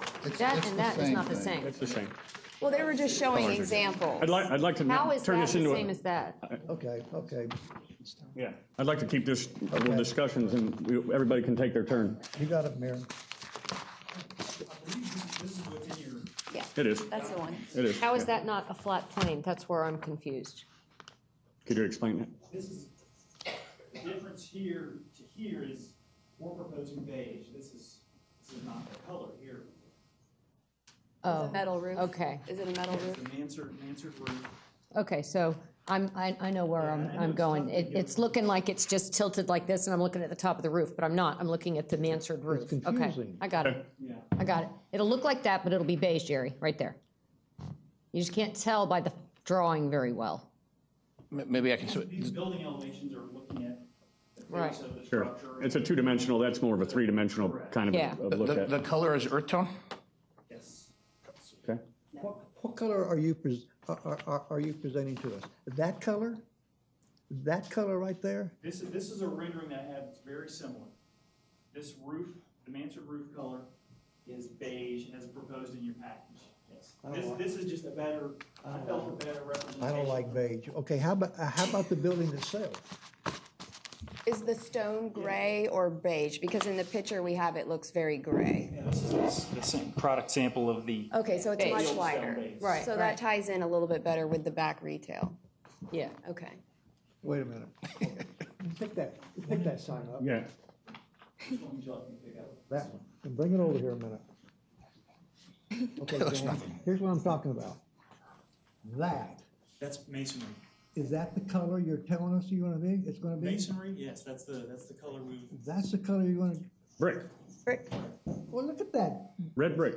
Yeah. There's two different shades, though. Look at the colors, gang. You don't think that's not confusing? Well, that looks clay and that It'll looks be a brown. lighter beige. It irritates me. Okay. Questions? More? Yeah, one question. Okay. Is that the color we would get? Of the top portion? Yes. That's the color we would get. That's my question. Okay. All right, I feel better. Jim? I agree. I'm sorry to interrupt you. I agree. Sometimes printers are, this comes off of one printer. I ordered this from a local blueprint shop. It comes out one color, and something else I print from my printer in the office, and it just has a different tint. Did you do this, Jim? Printers. Hold on. We're never going to improve at this if we keep having sidebars and talking. Jim? Yeah, I do have a question. On page 3 of my agenda, I've got a picture of a store location that has got the Thornton's building on there, but it's significantly different than what you've got there. Is this in play, or is this something that was old, it's never used?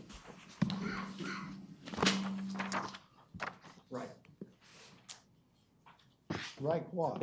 Page 3 of your staff report. This is a prototype building that we built years ago.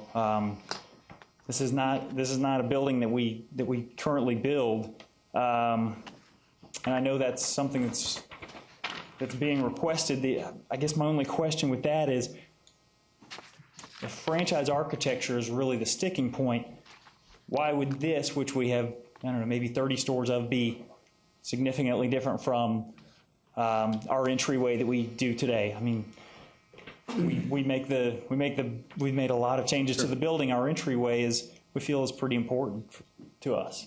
You have a question in regards to that? My question is, Pass it around. what is, are they using that, or? Because I think if staff would have gotten that probably would have passed, and we wouldn't be having an hour debate about this. The answer to your question, Joe, is that that's closer to our architectural code. Yep. Okay. Can you build Well, that? I mean, it's more of a comment, but I don't necessarily want 2 buildings of beige. I hate a sea of beige. Yeah. No, I mean, I like the brick. I think the main problem with the design is, one, it looked very gray, the stone, but the beige ties in more, but it's the decorative front-facing feature. It's very modern. The parapets aren't there on the canopy. The canopy is the standard franchise canopy with a beige roof. So, even though it's just a gas station, I hate to say it like that, it is a key corner in our city. And this beautiful beige building in the background, you won't even notice it, because all you'll notice is this bright red and black metal building in the front. So that's my main concern. Site plan's great, cross easement, fine, don't need it. I can see why you don't. But it's that front-facing piece that I think we really need to come together and make it more fitting with our architectural standards and make it look more like period architecture. And same thing with the canopy, a few more details besides just the medallions, some color tweaking here and there. I mean, it's a fit. It would be a fit. Okay. Any questions for him? Sorry, that was my comment spiel. Linda? I do have a question.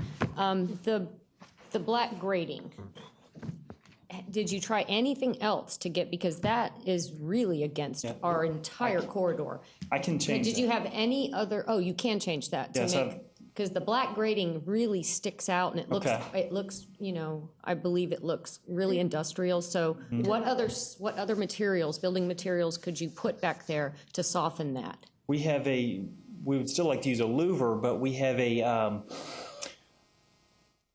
like a wood-grained material in there. That would even be nicer if it were like some And kind I'm of. sorry, I didn't but think of don't that know if earlier. fits. I thought of that today as I was reading the staff, kind of, boning up for today's meeting, and I spoke with the gentleman in charge of our group, and he felt that would be a good thing to do. And I've got a picture of one. And that would even go much better with the stone and the color of the stone, which I like, incidentally. Or even the beige stone continued. Exactly, even the. And I don't think we're here to dictate what they can do. No, so the question was did you entertain something softer, something that's more in with our code in that area where the louvers are, to not have such a metal industrial look? That's the question. Yeah, we'd be willing to offer a condition of approval to have the wood grain louvered. I don't know, Tom, we can't do that at this particular point. The site plan that you've submitted is the one that staff has reviewed. This would have to go back to. We can make amendments, right? The answer to your question is you can approve the site plan with conditions. Okay. Okay, and so that could be one of the conditions if you want to get that. But we're way outside. Yeah. You're giving comments. Yeah. You're basically telling them your position before they even finish their case. Right. This So is we have a to stop. Snyder hearing, yeah. We need to ask questions, have him answer them, and when it's all done, then we'll talk. You'll talk. I just have one more question. the opportunity Then I just have to- one more question. Yep. How difficult would it be to put is it a parapet? Is that what this thing at the top of a thing is called? barrel vault? They're on top of this Yeah, building. how difficult would that be to put into the plan, and was that entertained? Or is it too? I think our entryway with the wood grain louvers is what we'd like to Okay, well, ask your for. compromise would have been, okay, thank you. I have one last question there, and I think this is a good question. Correct me, Tom, if I'm wrong. I just want to ask, could you build that building with that kind of parapet? He's talking about page number 3 that Mr. Roniker is already Right. showing you. I think that's what Councilmember Morse was asking me also. I think No, I mean the curvature of the parapet. Can you do that? That's my right. question. I understand, and I think that's where Councilmember Morse and I were going. We would be happy. She's talking about the louver thing in the middle of it. I'm talking about the top of it. Both. Right. I think we'd be very happy to build our entryway with the wood printed, the wood patterned louvers. And the parapet. I don't think that's something I'm able to offer. Okay, that's just my question. I'm not telling them what to do. I understand. That's my question. I guess I have a couple of questions in reference to the entryway, and you made reference to Pizza Hut and Kentucky Fried Chicken. You don't think that red rectangular box is a franchise? Sure. So if I your guess store where I was went going away, when I brought up those, I wanted to try to bring in the whole definition of franchise architecture, which was brought to the table. Sure. Those buildings were specifically mentioned in the document where that definition was pulled, because franchise architecture has to do with if this building goes out of business. My question to you is if Thornton's went out of business, not that we're fixing you. It's a decorative feature. But if it's pretty decorative, minimal effort, it can be taken. It's not load bearing. It's like the Pizza Hut roof. You can't take the roof off of the building. And no, I understand. But my question to you is, if Thornton's were to go away, and would that store still not be identified as you've referenced the Pizza Hut and the Kentucky Fried Chicken as a Thornton's? Sure. Because to me, it is a franchise component of your store. Sure. I think where the point I was trying to get across is that element is a decorative element that could be relatively easily removed, and you could have a building that is essentially a building that doesn't have a marker that we were ever there. Okay. And then I guess I have another question. I don't know if you have the two, but I don't know. Do these two things look alike? Drinking containers, that's the similarity. That's the similarity. That's the Venn diagram. And I guess that's kind of what I'm seeing with this. The question I ask is because I see that when I see these two separate buildings, and to me, I know you've made the concessions of the diamonds and things, but do you really think those two buildings look alike? Similar? I can't speak for the rear building, but I agree with you. And I think Mr. Steve Spencer, the architect for the rear building, would love to that's fine. discuss. Well, I'm asking you the questions. Do you think that those two buildings look alike? I don't think they particularly look alike. Okay. I know some of the goals were not to have a compound that looked. Gotcha. That was my question. Okay. That's all I have. One question. Yep. The red, can it be changed? Can it be changed to, a cream? I don't want to give you suggestions on colors, but I think that the bright red, like we said, we're talking about avoiding franchise architecture and making it consistent with the building behind it. Is that something that Thornton's is able to change, or have they changed the colors in other stores in other states? Or I don't think I'm able to offer a change to the color of that squareway, archway, if you will. If say bright red is part of the franchise, perhaps the Thornton's actual name is in red on the building, but the square is not red. It's just a suggestion, but also a question if Right. that's something that's possible that you guys are able to do. Yeah, I understand the question you're asking. I think at the point we're at, I'm able to do some things, and I'm not able to offer other things. I think the red element is something that our organization is very proud of. I think there are a number of things like we talked about that we're able to change. I don't think that's something that I'm able to offer. I have I guess a question, you're from where, Indiana? Kentucky. I live in Louisville. I won't hold that against the you, last but- 8 months, I moved there from Tampa Okay. area. Yes, sir.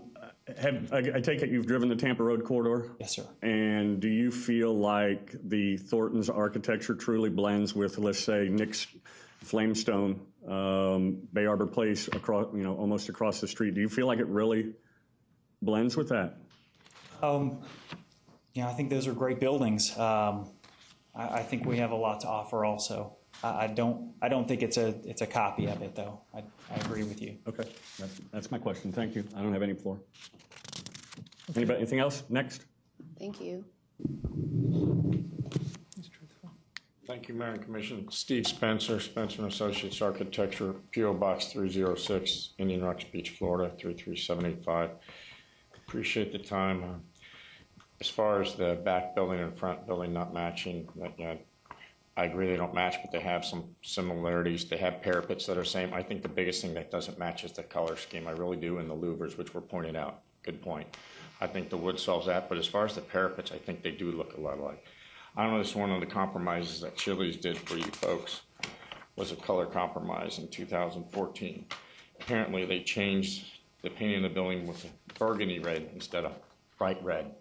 Maybe there's options we can do like that, but I truly don't feel that you should have the buildings match exactly. I don't mind some detailing, matching, but it was pointed out to us by the staff that the medallions didn't match. I had a more ornate medallion in that. So, I mean, and I appreciate your comments. You don't care about medallions. I don't either, but your staff does. So, I'd like to focus on the big picture and see what we can get to. Done a lot of projects around here. Lived in the area 52 years. Went to Nona Elementary. Very proud to live in Ohio. And I know you all are proud of your town. It's come a long way since I was a younger man. But, and I think it's processes like this that get it to where it is, and I appreciate it. But, both sides got to bend, and we've been through so much. I can't tell you how many different schemes I've done, and color schemes and things. I don't think they should mimic each other. They got to get closer. I agree with that. But we gotta get this going, and, then with this, just a lot of distractions, like with the cross access at the 11th hour. I mean, it's just, some of this stuff really, it's wasting a lot of professionals' times. And I just like some kind of pipeline where we could get this through, and let's see if, we get some conditions or something and can get it through. But I don't know if anybody has any questions for me. I mean, I'm happy to do color palettes. I just finished Beach by Design, a $30 million Marriott got approved on Clearwater Beach I'm doing, and they give you color palettes. And then you can pick them. And then you guys have the color palettes right there. And they're there, because when you print, stuff changes color so much. And I understand, and I mean, Yeah, let me, like here's a color I had. Yeah, see, that would tell you there. I darkened it up from what you all have, and it's getting, closer. They'll have similarities, and I think what you're saying with that, the Chili's compromise kind of came to my mind. But maybe we get them closer, but we both have parapets. Maybe the parapet changes. We have the ethos, we have the medallion. I mean, I don't think if we can get the colors closer and that wood blends, I don't know. I don't think they should be joined at the hip and be Siamese twins. Just like, but that's all I have. I respect your time. If anybody has any questions for me, I'm happy to address them. We'll start down with you this time. I was actually going to suggest the same thing with the red, moving it to maroon after I heard that Chili's was able to do it as well. I like the idea of I'm supposed to ask questions, not make comments. Correct. So that would be something that they might do, is mute the red to a maroon. That would have been a question That's for something him. I would probably recommend, but Okay. Yeah, and he said, if I recall, he said they could not do that. That brick is their color. Well, not the brick, the bright red. The bright red. That's what I mean, yeah. Right, the bright red, right. Okay, any other questions? No. Gabby? I have no questions on this building. Jerry? Jim? Only comments. Okay. Thank you all very much for the time. Thank you. Anybody else? Steve? Is anybody else going to speak on your guys' I believe we're all done. Are you all done? Okay. Thank you, Mayor and Commissioner. Okay, now, since it is a public hearing, there's a variance involved. So we need to open it up to proponents, anyone that wants to speak in favor of the application. Anybody that would like to speak in favor of the application? Go ahead, John. Oh, no, he was not sworn in. Oh. So come on up, we're going to swear you in. Sure. You might want to swear any other Yeah, is there anybody else that's going to speak tonight? Not been sworn? That's not been sworn? Okay. Okay. You swear that the testimony you're about to give is the truth, the whole truth, and nothing but the truth? I do. Okay, could you state your name and address? Again, my please? name is John Benicast. I live at 125 Camper Circle, Unit D, in the Gardens of Forest Lakes in Oldsmar. Folks, I live within about, maybe, Jerry, you know where I live, within maybe, 300 yards of this place? And from what I've heard previous to here and what I've heard to there, guys, I would... I don't really care. It doesn't bother me, the color red. I don't think it would bother me at all. What I would like to see is I would like to see something in that development. I would like to see something in there that's going to produce jobs. That's going to be type of places that I as a resident that live near there can go to. Let's show some flexibility and help these people put this thing in right away. Nothing I've seen here tonight is something that I would object to in any way or shape or form, or would mind having in the neighborhood that I live in right now immediately and have lived in for the past 20-some odd years. Thank you very much. Thank you. Thank you, John. Thank you, John. Anybody else in favor? Anybody against? This is the only chance you're going to get to speak to the council, so if you want to, do it now. Seeing nobody, I'll close the public hearing. Okay, hold on a second. I want to go ahead and make sure that city staff has an opportunity to respond and summarize. Yeah, I was gonna do And it was staff. my understanding that there was more questions too, where there was a question of staff. So, You want to, Marie? if you could step back. We're going to talk about the variance and the site plan, I guess. Yeah. All of them, okay. Well, with regard to the cross-access, this is the issue that staff really does have. Originally, when they submitted in the first, I guess, 3 iterations of the submittal, as we, met with them, they were going to replat the property into 3 parcels. And for various reasons, they didn't have the correct ISR. They'd have to get variances and everything. And then they took away the bank building. And there's now become an issue with this cross-access. We really do believe, we adopted the Tampa Road corridor. We did adopt the comprehensive plan amendments for multimodal transportation district. That means, we're trying to encourage pedestrian activity. And I know that a lot of people don't think that people walk along Tampa Road, but they will. We're trying to make it more pedestrian friendly and not have these issues with, I just think if I went into Thornton's to get gas and I wanted to go to the, the business next door, I wouldn't go down on Scarlet and then come all the way back around to access that building. It just makes sense to have cross access, and they haven't really given us any good reason why they can't do it. With regard to the franchise architecture, I'm just going to show you something, and this was a concern of staff. I'm going to flip back through.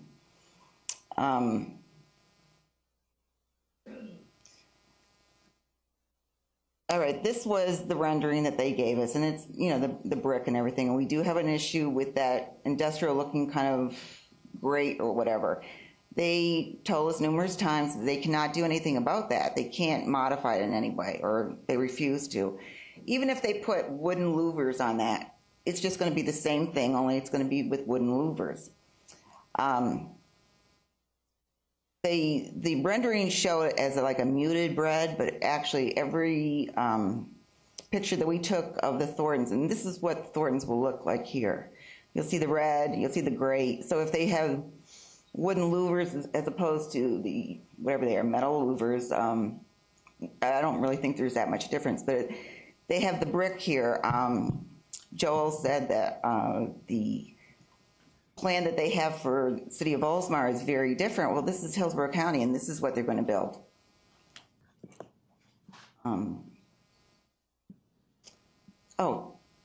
And really, we're not saying that we want both these buildings to be exactly alike. We're saying compatible, something that would make them not, these are really in conflict with each other.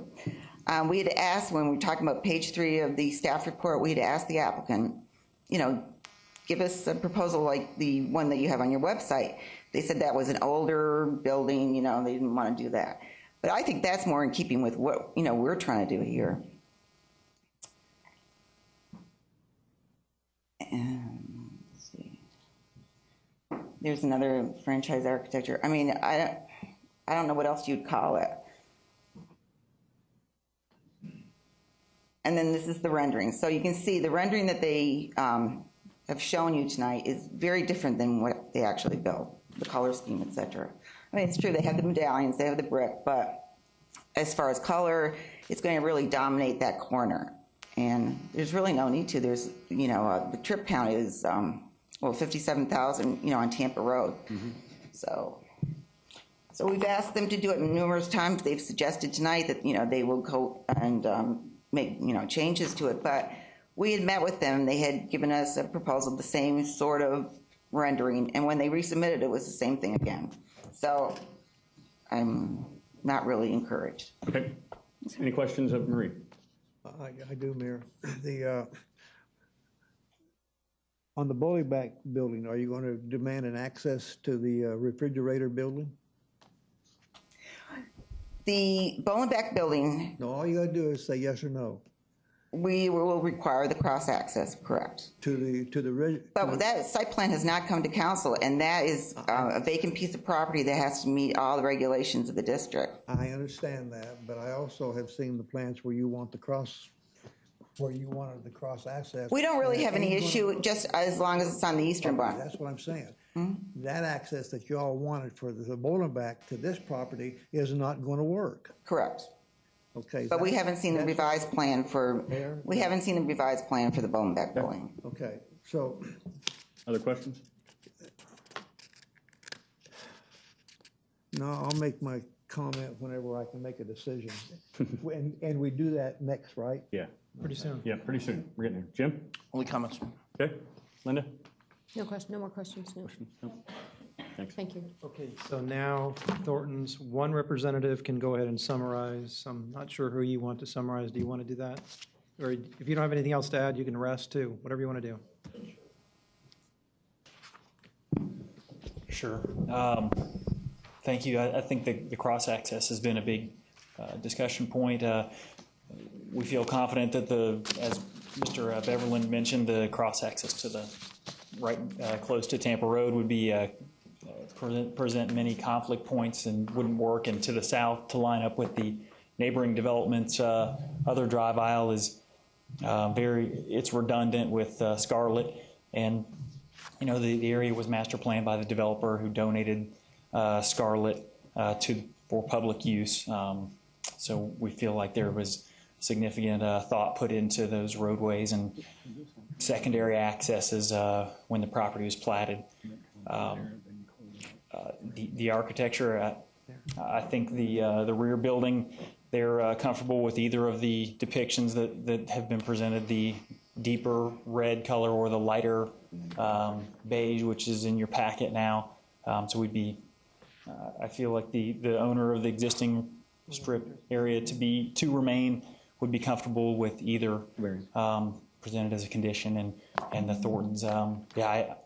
Marie, I tried to work as hard as I could to accommodate some of the things you requested, and I'm sorry that the louvers was something that I was just able to clear today. I wish I would have been able to accomplish that for you earlier, but I do offer that as an option for the council to consider. I do appreciate your time. I hope we've answered all of your questions, and we look forward to future interactions with Oldsmar. Okay. Any other questions? I have one more question. I don't know if you'll be able to answer this off the top of your head, but instead of the louvers, would you be able to do the stone that's on the bottom? I've asked about that in the past, and from what I understand, it really just has a very fake, unbelievable appearance, having the stone over, kind of hanging out over a doorway. But I have asked our architects about that in the past, and there really hasn't been much support for the believability of it. But it's a possibility. Is it a possibility? They may not necessarily want to do it, but is it a possibility is a question. You're saying instead of the grading? Instead of the black grading, the same stone that's on the bottom, the beige stone with the beige stone on the bottom, the exact same stone that's on the back building, that beige stone. Right. If the council would be willing to take a bathroom break, I'd be more than happy to I wasn't sure if you'd be able to answer it right now. It is not an idea that we had thought of previously. Okay. I was going to ask the same question. Any other Ready. questions? Gary? Thank you. Tell me what you're talking about. So, Talking about this, you have the the sample black, stone? Use that sample stone. yeah, so if you hold up that sample stone where that black grating is, so it's the exact same beige stone that's on the bottom of the brick, but instead of having that black square, you would have that stone as the background. And what do you want us to do? Take a break? Well, he needs I would to love make a the phone call. opportunity to try to bring some phones and find out for you. I think what you're going to hear now, and once we're done and we close out this part talking to you, which is this is the last opportunity to ask both the applicants and staff questions, then it becomes discussion between us. And I think what you're going to hear from us is where we're going with our direction and how it works with the corridor plan that this council has approved. And depending on how the action goes, you take the stuff that you hear from us and take it back to Thornton's and let them know the direction that we're headed. I don't know what the answer is going to be, but I think this is now. And you might take a slight recess after your discussion. Is that what you're saying? No, we're not taking a recess. Okay. I'm going to We'll have an answer when they're through. You'll have an answer. Okay. Okay. You'll have an answer, and it could have some direction in it or changes, and then that would be up to you to take it back to Thornton's and see if it's acceptable to them. I understand. Thank you. Thank you. Thank you. And no other questions? Thank you. We'll close the public hearing. We're going to do the site plan first. I need a motion and a second so we can discuss. So moved. Second? Okay. We have a motion. What are you moving? Yeah, I need to know. Approval or? Move to approve? Oh, so moved. Okay, because that's the request, is to approve the site plan. Do I have a second? Because the recommendation is to deny. Not the recommendation, but the site plan. Right. So we have a motion and a second to approve. That does not consider the vote. We just move it forward for discussion. Discussion, I'll start with Linda. As far as the variance for the This is for the site plan. This is site plan only. The site plan. We're everything- considering them both, they're separate items. There's a site plan request and a variance request. We're going to discuss the site plan first. Okay. I think you should, or you or Bruce should make it plain what the site plan is without the variances. Because that's not what Marie's asking for. The site plan is the architectural component that we've seen today, and I don't believe it had the access on it. Is that correct? It does not. Okay, so that's their site plan that they're asking. Okay. So we're looking at the site plan, not the variance request. Cross-access would be separate. I'm okay with the site plan, not the architectural. That's part of. As far as the site plan, I believe that the Audubon Road, the Scarlet Boulevard will give those of us that want to go between the access. I like that they have the ponds in order to have more landscaping because that's going to make it nicer. I think 3 entrances and exits is fine, and I don't think that we should tie the hands of the development that will be to the east of it when they might need. We'll talk about that at the variance component. Oh, okay. but yeah. So basically, I'm just giving my opinion as to the site plan as it Which is. includes And my- which includes both the buildings and the architectural styles. Oh, What are your concerns about? oh, okay. So the architectural styles as well. Okay. Yes. I am not opposed to the colors. I understand. Wearing red. Of which building? We don't know. I'm going on. I like that they tied them together a little bit better by tying the colors together a little bit. I'm not opposed to the darker colors, and I understand the opposition to the red, and I would hope that it possibly could be muted a little bit, and because I think in fairness to all the other businesses that did comply, like the Circle K that we have looks nothing like any other Circle K. It's the nicest Circle K I've ever seen. So they went out of their way in order to make theirs nice. And I'm not saying that your store's not nice. I oppose the black behind. I oppose that. So if the red were muted to a maroon, I would like that. And if either what Councilmember McGee suggested, the stone or the wood louvers, I would like that better as long as it's not a dark, dark wood, because then Marie's right. It would look the same as the black grates. I also agree with Councilmember Beaverland that I know it's not your franchise look, but to put the parapet at the top would even be nice because that would really tie these two together. You'd have the parapet at the top of this and you'd have it at the top of that. The canopy, I like what you did with the canopy because I don't like the flat at all. I like that it's beige and not the red, even if we did say the maroon was going to work. I like that. And So about I the signage? really like the net decrease in impervious area. I like that a lot. That's environmentally friendly. What about the signage, the name on the canopy? Yeah, see, I want to hear what y'all have to say about that.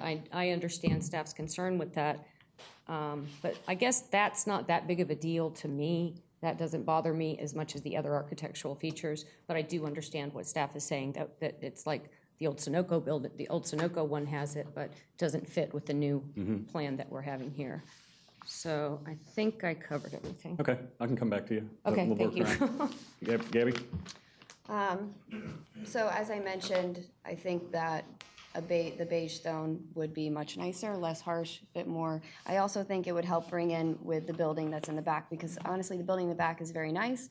We do have a lot of buildings that look like that already, so I'm not opposed to differences.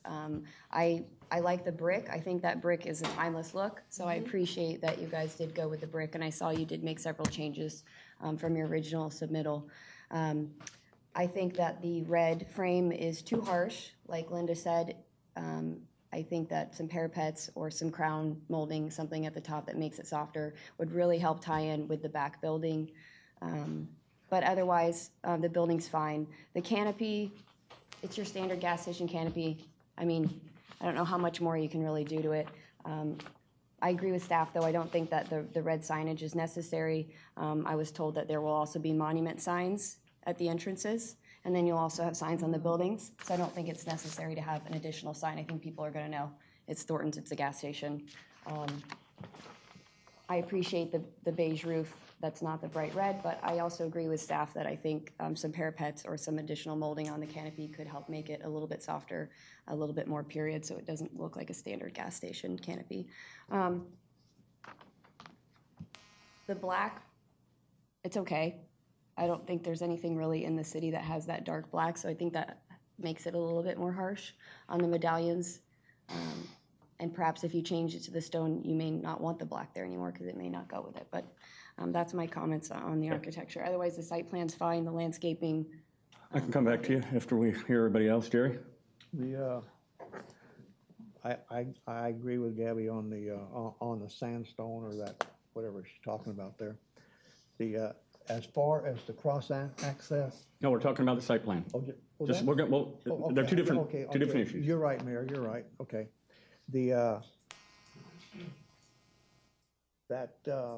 Drawing, page 3. The canopy, I want the canopy on the main building.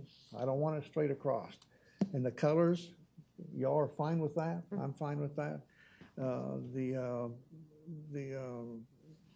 The thing over at the gas pumps, where you want to call that? Canopy. That looks pretty good with the mansard and the right colors. That's fine. The building itself is going to be not that poopy brown, but the other color, I'm fine with that. Okay. My main thing, and again, I don't care about those stars up there. I could give them. No, I won't say that. And that stark red is ridiculous. But the front thing, the canopy, that's what I want. Not the canopy, you're talking about the entryway into the store. Yeah, right. The entryway. You want a curved It's a roof line. box now. It's art modern. It's not what we have in this city. Now, if it had crown, though, on top, Yeah. you wouldn't be opposed to that. And I'm not talking about curve. I'm talking about just like a crown molding thing. Right now, it's kind of like a metal frame, but if it looked more Like these, I Jerry. just don't see that, Like that's completely against Thornton's supposed Well, thing. that's not against. No, I know. It's still a square. Sure, no. Yeah, and Circle K and Goodwill did things different. Yes, I'd rather have it a curvature, but I can live with the other as long as it doesn't look like something out of Jackson Pollock. Any other discussion? I can come back to you, and I know I will. Jim? Yeah, first I'd like to thank the Pappases and Thorntons for wanting to do business in the city of Oldsmar. So thank you, and thank you for your presentations, you too, Marie. I have some concerns. I was meeting with 4 or 5 business owners this morning in my building, and we all came to the conclusion that we think that there's more vacancies right now in our city for businesses than there ever has been. We have a parcel of land here that's looking to get redeveloped. It's an eyesore. It doesn't even meet our current land development codes. And we really need to be business friendly, where this process should be very simple. And we're talking about franchise architecture, and you drive up and down Tampa Road, and it's nothing but franchise architecture. You've got Chick-fil-A. They've got the red trim, Public Storage. They've got orange garages all up and down. Their logos are purple and orange. Dunkin' Donuts got orange and yellow umbrellas in front of their store. Right across the street from this property is Advanced Auto Parts, which has the brightest red and yellow sign you'll ever see. Amscott's got a huge blue and yellow awning. Famous Tate's got red trim going all around their building. Goodyear, their franchise logos, blue and yellow. 7-Eleven, same thing. CarQuest, red and blue. Rally, bright yellow and red. The Learning Experience, we gave their sign ordinance to have all of those colors. And then Steak and Shake is a perfect example of franchise architecture. And we're beating these guys up that want to redevelop in our city, and I don't understand why. This is a good project. This should not take us 2 hours to debate colors. I'm sorry, I have a problem with this. We have a problem with the Tampa Road corridor plan if this is what's going to happen every time somebody wants to develop something on Tampa Road, because I guarantee you it's going to prohibit people from wanting to do development here, and we don't want to do that. So I'm in favor of the project, and I particularly don't care what the colors are.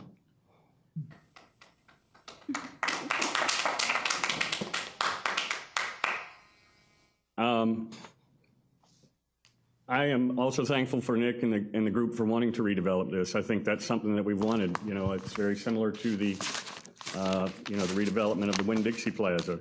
But I would tend to disagree a little bit in that I think if you were to ask Nick, I think that the Tampa Road corridor plan has been very helpful. I think it has set our city apart from US 19 and from Gulf Boulevard, and I think that the Circle K and their ability to adapt to our Tampa Road corridor shows that they can do that. I think actually that, and I don't know this to be the case, but I think the Circle K store and that template has actually now become one of their preferred templates because I've seen it in other parts of at least Pinellas County. So I mean, I think it can accommodate. And I asked the question earlier about May, when they found out about this. I mean, this is nothing new, this Tampa Road corridor, and I truly don't think that it matches our, and if the corridor plan is wrong, then shame on the council for wanting it that. I mean, I fault the council for coming up with the Tampa Road corridor. I think it's great. I think a lot of the buildings that you mentioned are probably prior to that. Steak and Shake's been there for a long time. 7-Eleven. If they were to be redeveloped, they would have to meet a lot of the current things. Goodyear would have to meet them.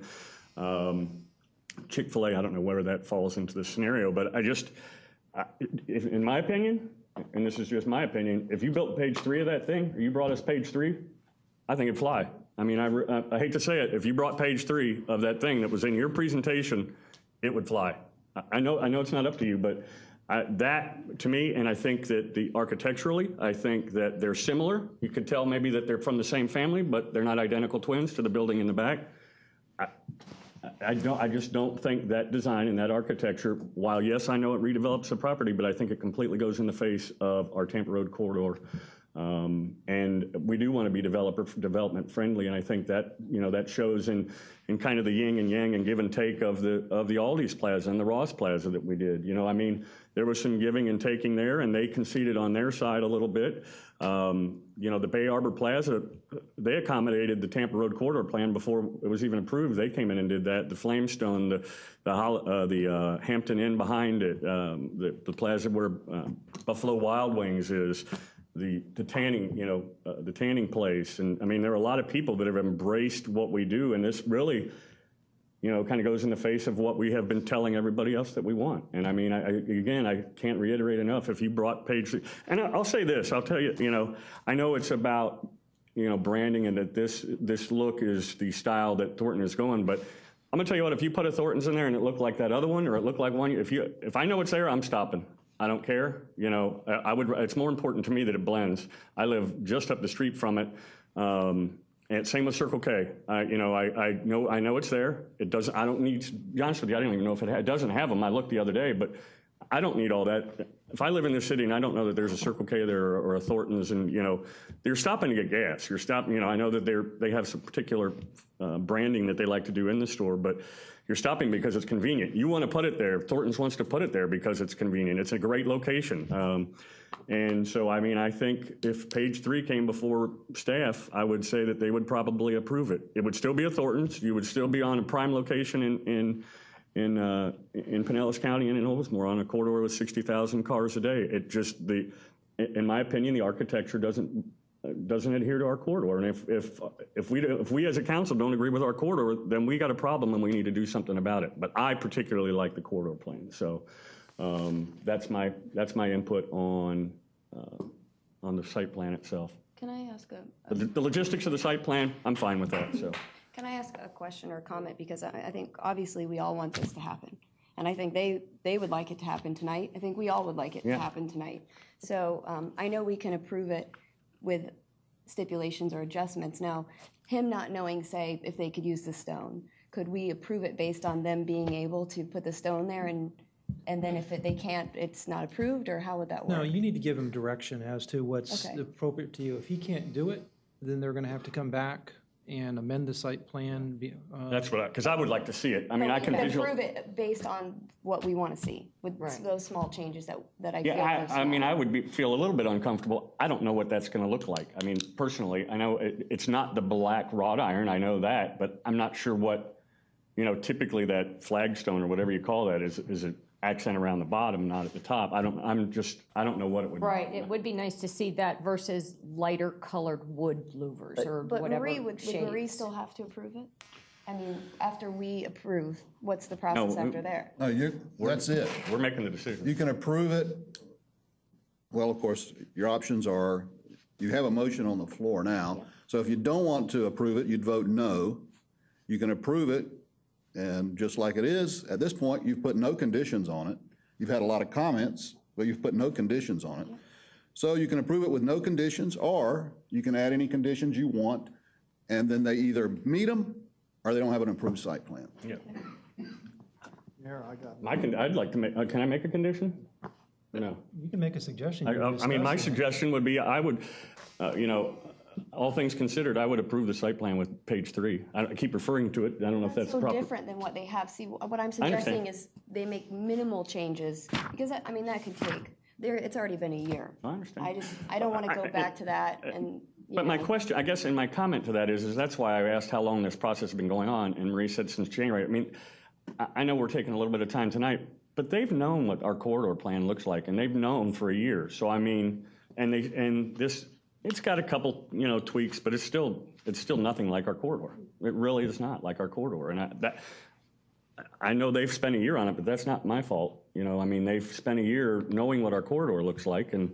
Well, I think they were also addressing the other issues with the site plan. Sure. Oh, yeah. I mean, it's not just that. Yeah. You know, no, I agree. and I get it. When you're a franchise, it's like just like Ross, the Ross sign. You know, they want it because it's their sign and as people know. But I think that my main concern is that main decorative front face does not fit with the brick building with the crown, and it's not consistent with the building behind it. I just don't want this to take another year. So I was trying to come up with some suggestions on conditions that we could, you know, give them a direction, and they go back and hopefully can make it happen. I'm just uncomfortable. I mean, I can visualize pretty good. I'm really not sure what the stone with I don't know how. Right, and we'd have to choose between the stone and the wood in the conditions. We can't say we want to see both kinds, and we want to see a different color red. I mean, that was my comment to the applicant, was that here are discussions. Hear what we have, take it back to Thornton. It's nice to have a visual. That's it, you know. So I mean, you know, take it back to them, and see, you know, they kind of know where we go. Right. Go ahead. Can we pass it on the premise that we pass it, but based on the premise that the colors are agreeable with staff and the applicant? Well, the problem is that it may be agreeable to staff, but it may not be agreeable to you. Right. It would have to come back before us. It has high standards, though.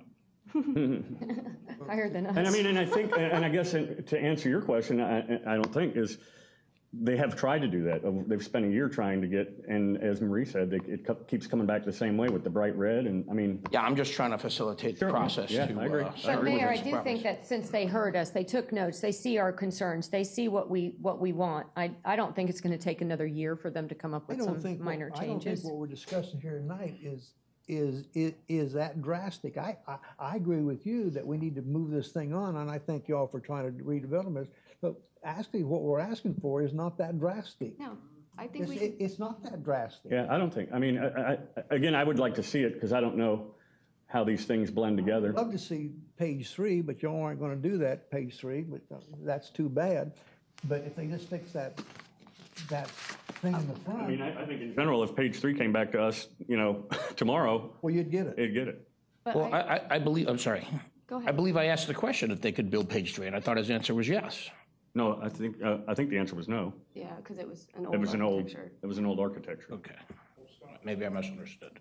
But, I mean, couldn't we just potentially say, we approve the site plan as is with the condition of, the red's muted, there's crown or parapets that soften the edges, that there's some type of stone or, natural earth wood, facing back, and that the canopy has additional parapets, and that all of those things are agreed upon by the staff. Most of those things he agreed to. I would be okay with that. Yeah, He didn't I agree would to too. it, but Fine he with said. that. I would be okay with that. Because I trust Marie and the staff's judgment, and I know that if it doesn't fit with what fits with the city, that she wouldn't. In other agree words, to it. in other words, to make it very plain, what you presented here ain't going to work. There's minor close, changes. but it's close. It's minor So changes. let me understand. So your thing is about the black slats or whatever you want to call those. Louvers. The louvers. And what about and how would we address that? What's your? What the recommendation was, the same beige stone that's at the bottom or some type of earth wood feature like, Right, not a dark wood, a lighter hard, wood. cold Because a industrial. dark wood, Maria's right, would stone, just wood, look industrial. something that's earth. Okay, 'Cause not a it's hard, cold industrial look. Not Exactly, hard metal. exactly. Same thing Okay. with the red. The Oh. red Mute metal. the red. Muted red with Maroon. additional crown or parapets that soften the edges. And you're talking about the entry feature into the store itself? Yes. Just for the record, yeah. This right? Yeah. Yes. Changes up here. Yeah, it's because right now it's just a red metal box. Yeah. That's basically what it is. Yeah, so minimal decorative detailing, color muting. Change that right there. You want the parapet on top of that. I mean, if you dressed up the columns like that and put, even put the red, like Jerry, like the arch, kind of that arch, so it's not so in your face. Not so rough. Well, I don't think it needs an arch because I think. I wanna make it because as it would easy match as the back possible building for better them if to it get were it. straight, and that would Oh, be yeah. easier for them. Okay, yeah. Yeah. And then the additional parapets on the canopy, that's a small detail because the canopy right now is, it's fine. What about the names on the canopy? I would vote with no names on the canopy. Okay. Well, that would be for the sign code. That's the sign code. that's It's a totally different different. issue. It's That's a not different- tonight. Okay. Okay. I agree. Muted parapets, something softer.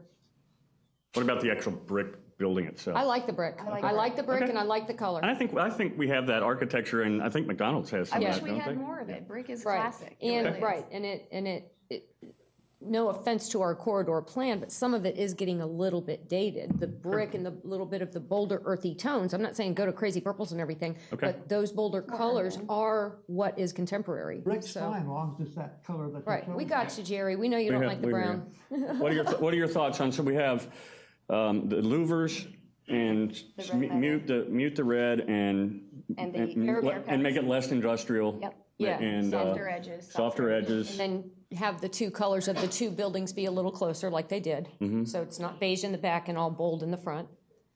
Okay, Jerry? That's fine with me. Okay, we need to get in the form of a motion. That's now. what I just want to get everybody's motion in a input. If I can just get everybody's input and then we'll formalize it. We either need to have. Motion with conditions? Or- Yeah, I think Linda made the motion, Yeah. so you're either going to have to accept an amendment that's being suggested by Councilmember McGee, and we need to go through those details one by one. Okay. Can you do that as you understand them, and we'll, Yeah, is that what you were doing?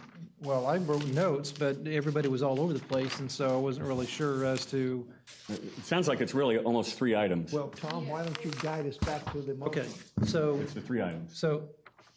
Councilmember Norris, you need to determine whether or not you're in agreement with this suggested amendment, that they're going to take the louvers, and that it's either going to be the beige stone or it's going to be some type of wood grain. Light-colored wood. Light-colored wood grain. That's Correct. the first thing. That the color of the brick, that the brick is okay, but the color of the brick should be more of what color?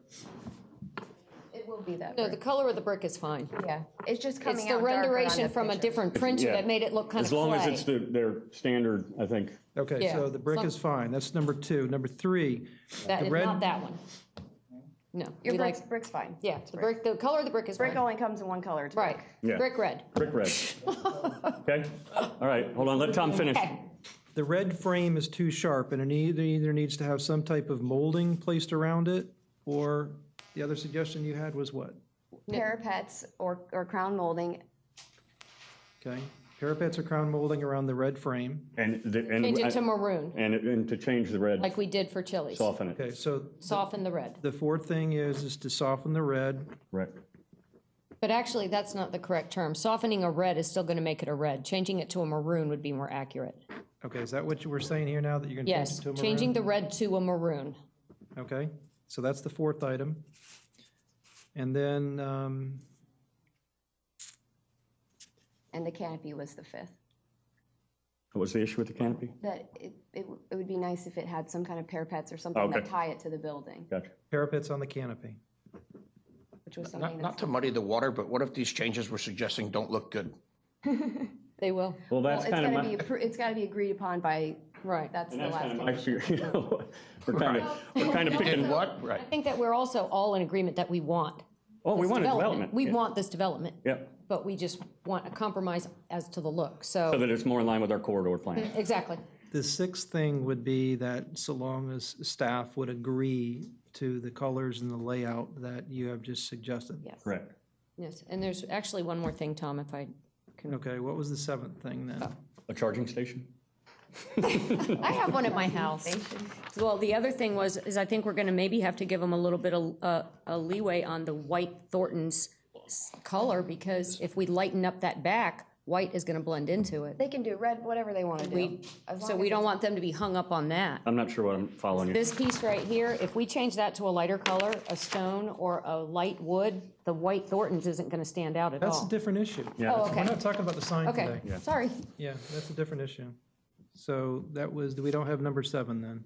And just for the people that are here paying attention, Councilmember Norris owns a paint company, so she's very familiar color. with colors.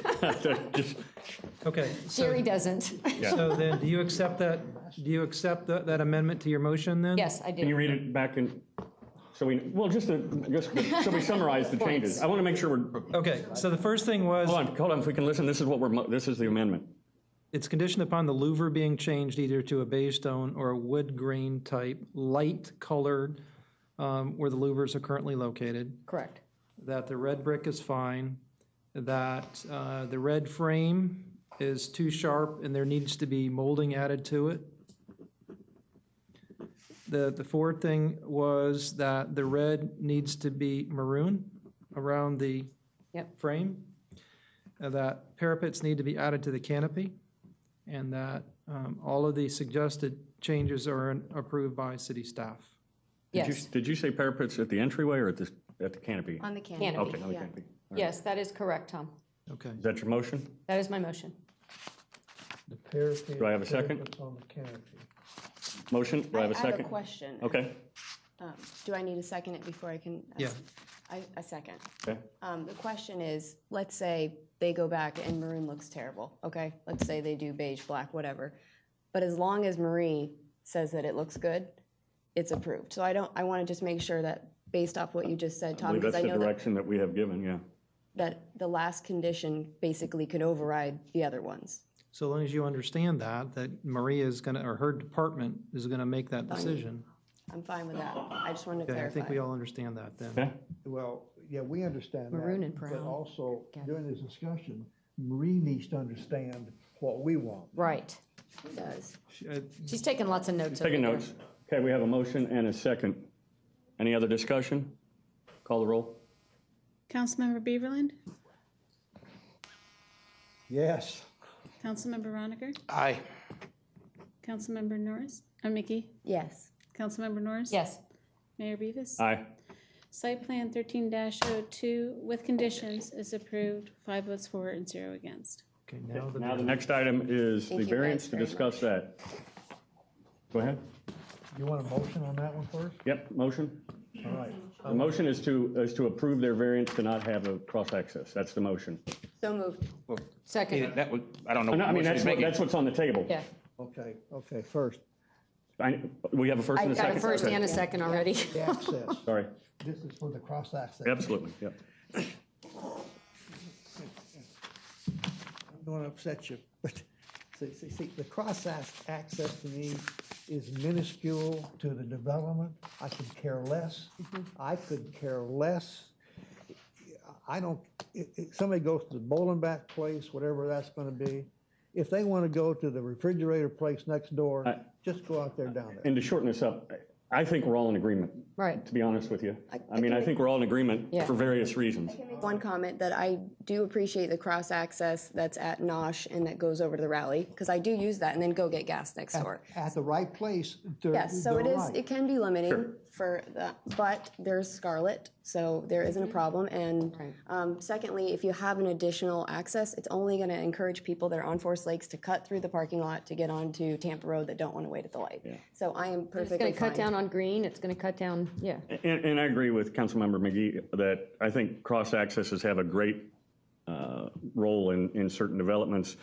I'll agree that it's apparent that the location of it had not yet been determined, and although cross-access would make sense up front if it were applicable, but if it had to be moved to back, it makes no sense at all when you've got Scarlet Exactly. right there. And I mean, to me, and I think you guys described it as a frontage road, I think Scarlet is a perfect example of, being able to come out and go down and I guess you could probably, you could go all the way to Jersey Mike's and pop out there and never have to go on Tampa Road. So, and it's a great place for a bike race. So,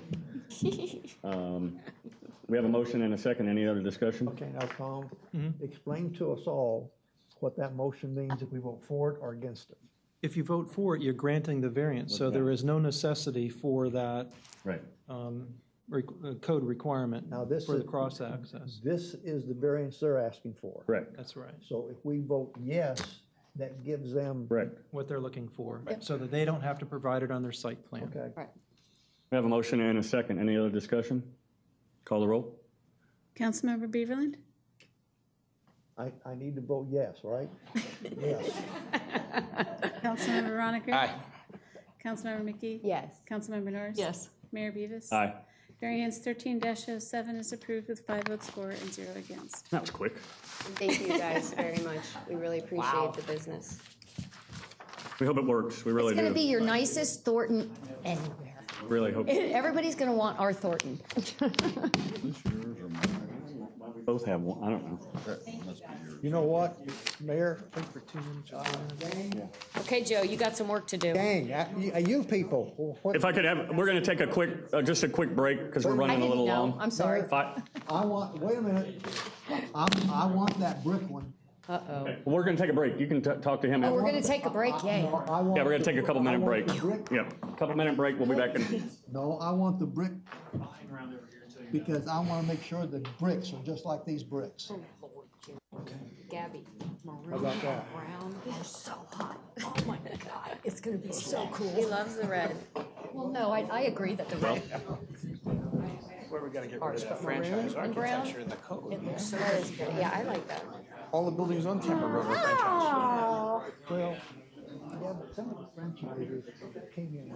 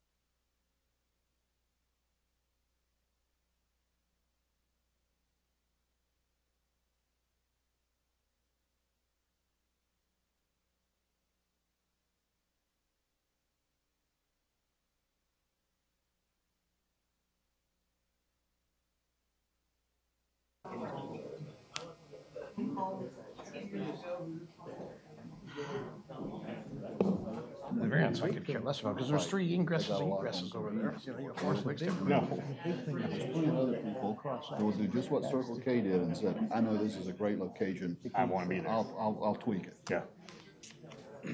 It's a code requirement.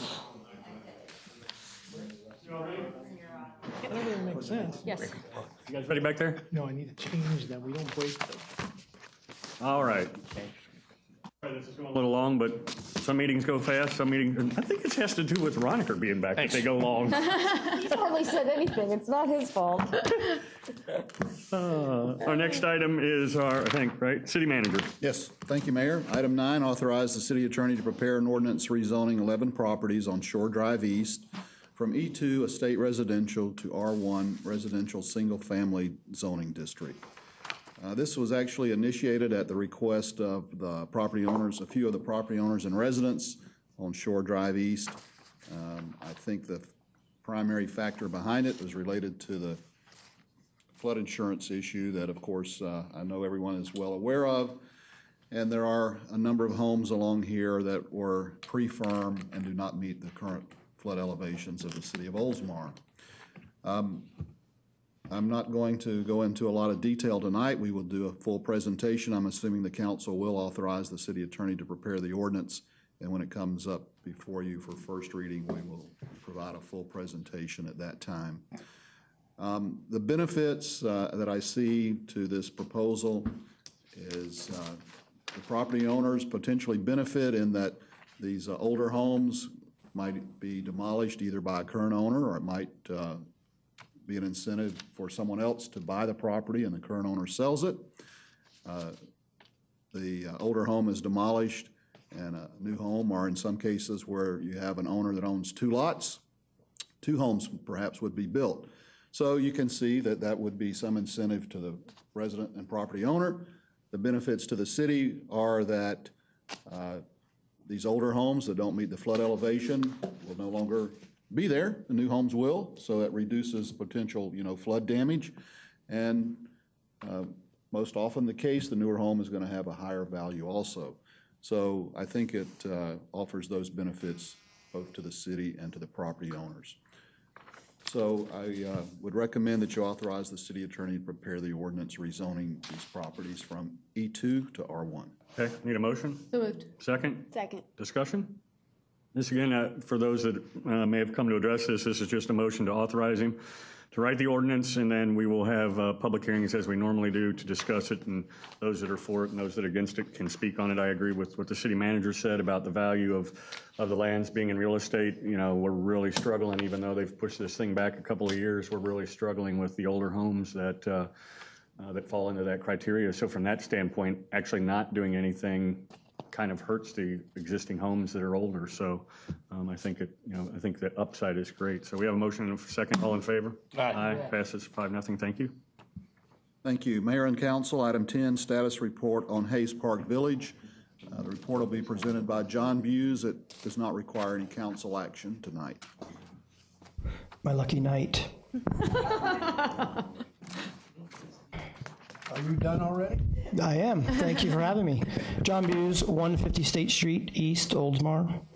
I did want to take the opportunity to just give you a little status update on the progress of our wonderful project, and also say thank you to numerous staff who have been helping out immensely, leading us through this new process, particularly Alan Finance and Mr. Jacobson and Lisa in Public Works, and I know Kathy's been involved as well for some noticed owners, so I wanted to thank you. No complaints whatsoever.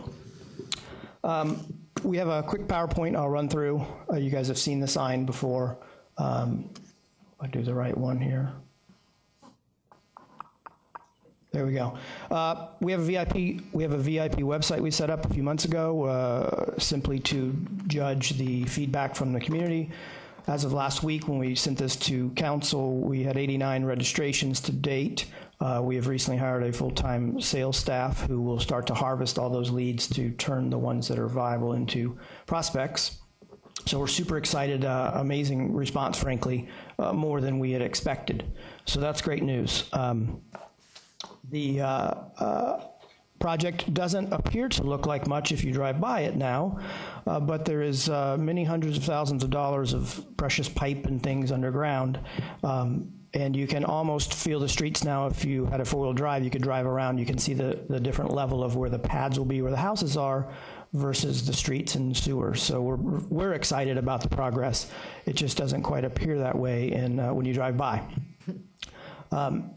We have also, landscape architect has also finished the conceptual on the Park Green, which we're also extremely excited about. We have, as you can see, the little version inset here, green space, lots of xeriscaping. We have a fire pit planned, some monuments that will be extremely attractive, both in landscape, color, and how it fronts all the houses. So it is their outdoor space. It really is. The front porches and the green space out front will be their front yard.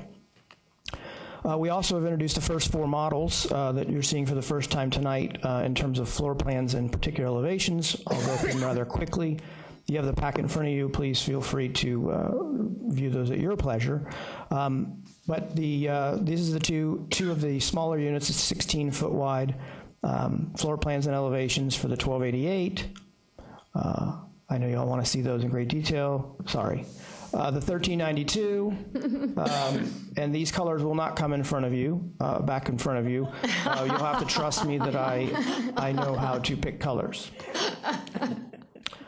There's a floor plan for the 1392.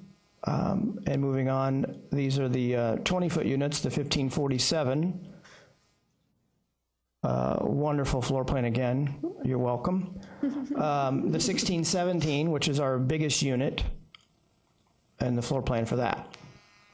So we want to just introduce those. Those are our main plans. Those will be the bulk of the units in the community.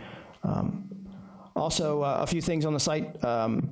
We are making great progress. Water distribution, as I mentioned, sanitary sewer and stormwater systems are essentially complete. We have had a couple of instances of some unexpected site conditions, but in fact they were expected because we have a contingency budget. So how do you want to say that? But we got great response as well from the fire. We found a couple of buried propane tanks and some fun stuff that they had some hazmat out there pretty quickly. That was exciting, fun. We have cleaned all that up, remediated all the soils. We are also currently in today, as TECO and the electrical distribution and the telecommunications is in. That'll take about 2 weeks to finish that. The lift station, another big moment for us, is being fabricated.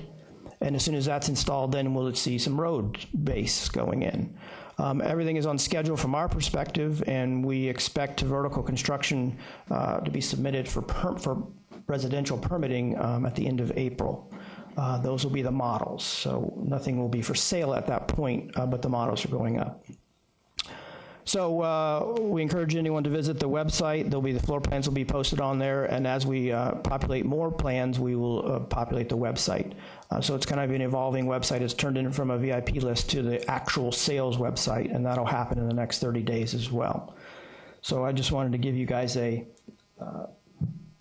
quick update that we are moving forward, and had some issues with one of our subcontractors, wasn't paying his bills. The system and process that's in place with the notice to owner in the state of Florida worked well. We got notice, you got notice. We have since taken over and paid those bills ourselves. So I want to make sure, if you haven't heard about that is unfortunate, but again, in this industry, it's expected, which is why there's a process to deal with it. But we have taken that over, and we expect no more of that nonsense. Other than that, we are open for questions, or if you want to go home, I'm fine with that too. What contractor was that? I want to know. I can tell you privately. I'm not the kind of guy that's going to air dirty laundry, but we've taken care of it. He did it in public. I'm sorry? He did it in public. True. It could be just a circumstance. John, the house you're building on Washington, I walked by the other day and saw the site plan. It's really, really beautiful, and what you're doing is definitely helping that entire corner and area and community. Did you want to mention real quick how much it's for sale, or? I would love to. Thank you, Gabby, for that. Real estate agent Gabby. There's a tip right here for you. We are doing another prototype. As you know, we've done many in the city, and they're always a gift to the street, what we call a gift to the street, because the elevation is substantial, just like the Hagues Park cottages would be. That is at the corner of Washington and Dartmouth, and it is not for sale. We typically don't sell the houses until we're done because I have a very particular way to build them, and Well, the Raptors are out there. the house is moving fast. It's exceeding all the other houses that started before it in the area. I don't know who's building those, Mr. Beaverland, but we're going much faster as we expected to. So that house will be done in 60 days. So maybe I'll come up and give you another update and advertise that. But there's a website for that as well if you want to see. But that is a larger house, about 2,100 square feet, Italianate architecture on a very toned down version.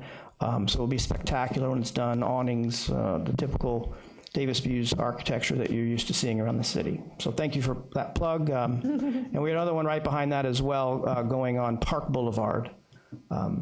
That'll be coming up in the next few months.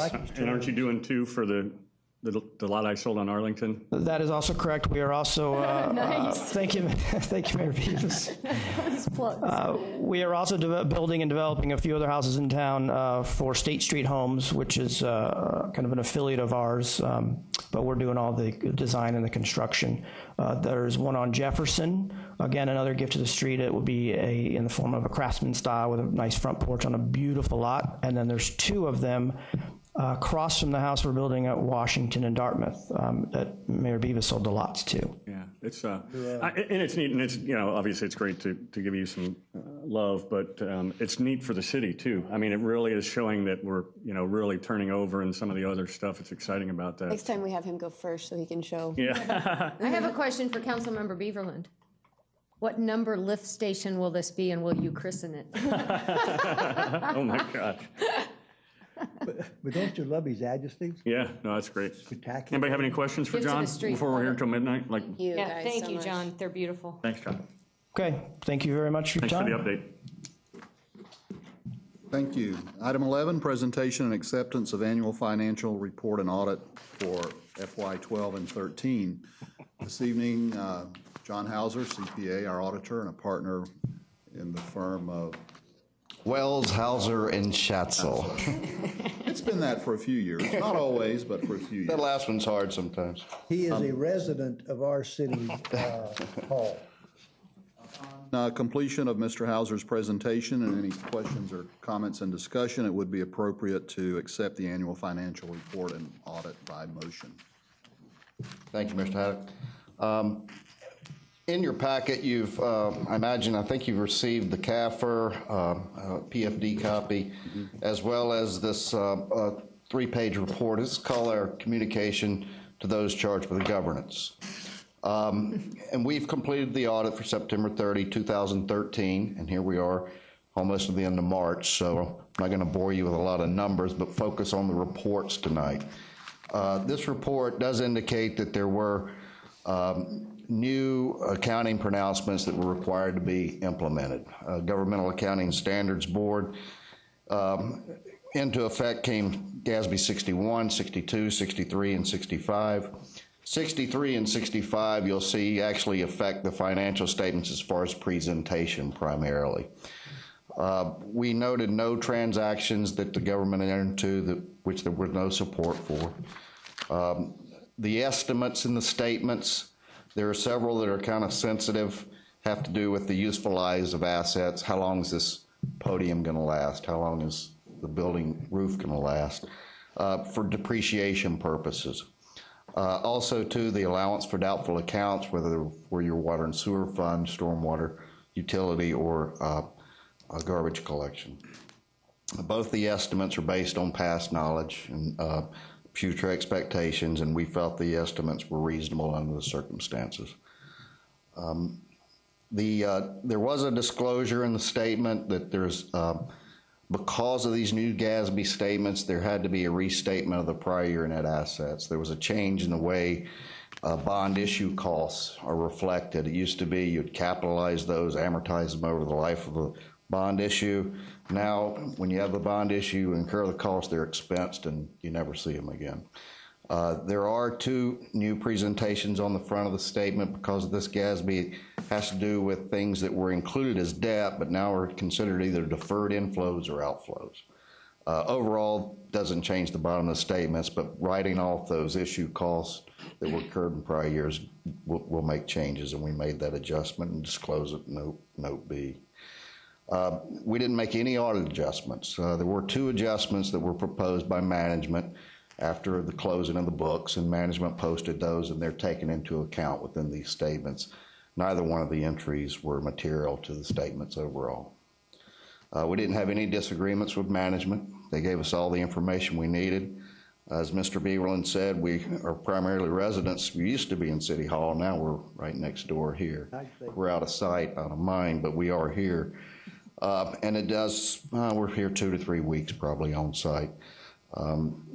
As I said, everyone responded to our inquiries that we had, and all the information we needed was provided.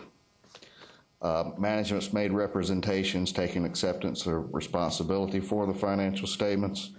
And we'd like to thank everyone for their assistance while we were here. There's also a report that was required by the Department of Environmental Protection. This is for the state revolving loans that were used to assist in the funding and the completion of the reverse osmosis water treatment plant. This is in a format required by DEP. It doesn't really tell a lot other than here are the loan receipts, here are the loan disbursements. The loans were amended 3 times from the August of 09 until October of 13. That's a 4-year period that's almost took to complete it. And we found no instances of noncompliance, and the report will be submitted to DEP in accordance with their needs. Other reports that we do issue that aren't included in the CAFR include Pinellas County requires a report on your EMS expenditures. We do perform procedures on those and determine that you're spending the EMS funding on only EMS expenditures. We've completed that report, and it's going to be submitted to Pinellas County in accordance with their requirements. Also, too, the grants you receive. A lot of the money comes to the federal government through the state of Florida, and those require what's called a single audit. And we do submit or certify, and the city submits a report to the Federal Audit Clearinghouse on the expenditures of those grant funds. Your major fund in 2013 had to do with the grants you were receiving from the DOT related to the Oldsmar Parks Connections Trail. So that report's been submitted, and as I checked today, it's still in process, but I don't see any reason why it won't be accepted by the clearinghouse. I'd like to thank the staff again. If anyone has any questions, I mean, this is the big one, okay? I'm not going to get into this. We've been here long enough, huh? Yeah. 120 pages, but basically there are 3 reports within this. Our independent auditor's report is towards the front of the booklet, and overall indicates that in our opinion these financial statements are fairly stated in accordance with the accounting principles generally accepted in the United States. In the back there are 2 or 3 reports. There's the report on internal control and compliance. As I said, we noted no instances of non-compliance, no instances of weaknesses in internal controls, and also a report on the federal and state expenditures in accordance with OMBA 133. That also, too, indicates there were no instances of non-compliance. And finally, the report required by the Auditor General of the state of Florida, specific procedures we have to apply in accordance with their rules of the Auditor General of the state of Florida. We do apply what's called financial condition assessment procedures. It compares certain financial ratios of the city with other like-sized cities, and we find that although the overall score, you get a choice, it's favorable, unfavorable, or inconclusive. Last couple of years it's been inconclusive, but you're very comparable to all those cities within that benchmark group. And if anyone has any questions, I'll be glad to address them now. First, thank you for all your time and effort every year in doing this. And any questions? Thank you, and thanks to Al and his team. Yeah, the for staff, yeah. Great job that they did. Jim? No. Just Gary? Thank you for who you are. Yeah, thank you. Thanks for staying. Thanks, thank you so much. Thank you. And we'll see you in about 2 weeks, right? Need a motion to accept? So moved. Second? Second. All in favor? Aye. 5-0, thank you. Thank you. Mayor and council, item 12, select preferred firm and authorize the city manager to negotiate contract for watershed management plan, stormwater. We received four proposals for this work. It is also partially funded through a grant from the Southwest Florida Water Management District. The proposals were reviewed by a committee of 4 people, 3 staff members, and a Hillsborough County staff person who works in stormwater in Hillsborough County. The preferred firm is CH2M Hill Engineers Incorporated. And if you have any questions or comments, I'd be happy to respond to those. I recommend that you approve that ranking and authorize me to negotiate a contract for the watershed management plan. Need a motion to approve? So moved. Second? Second. Any discussion? Only one that this firm can combine with with Hillsborough County or Tampa, and we can all work together, right? Well, that was a factor that they are doing similar work for Hillsborough County, so we think it will be advantageous that cohesive. The data would be in the same place. Good. I'm just impressed that 4 different people all ranked them exactly the same. It's unanimous in 1, 2, 3, and 4. Yeah. I got a motion and a second. All in favor? Aye. All right, passes 5-0. Thank you. I'm done. Thank you. City Clerk. We did want me to remind people that on Saturday is the memorial service for Janice Miller, and that'll be at the United Methodist Community Church in Oldsmar. Then, of course, the service at 2 o'clock, and then a reception following over at the Senior Center, 127 State Street. Good, thank you. Anything else? Nope. City Council, first item is the selection of the vice mayor. That's something that rotates. We were blessed to have Janice Miller be our vice mayor, and so now it's time to pick another one, and I guess typically by seniority. Linda Norris, would you like to be our vice mayor? I would be honored, Mayor Beavis. Thank you. You are so dubbed our vice mayor. Thank you. I am so dubbed. It's going to be an honor to follow. It's going to be an honor to follow in Janice. I'll move for approval. Second? I will second. All in favor? Aye. 5-0. Thank you. Thank you. Appointment of representative of the Tampa Bay Regional Planning Council. This is something that Janice was on and involved with.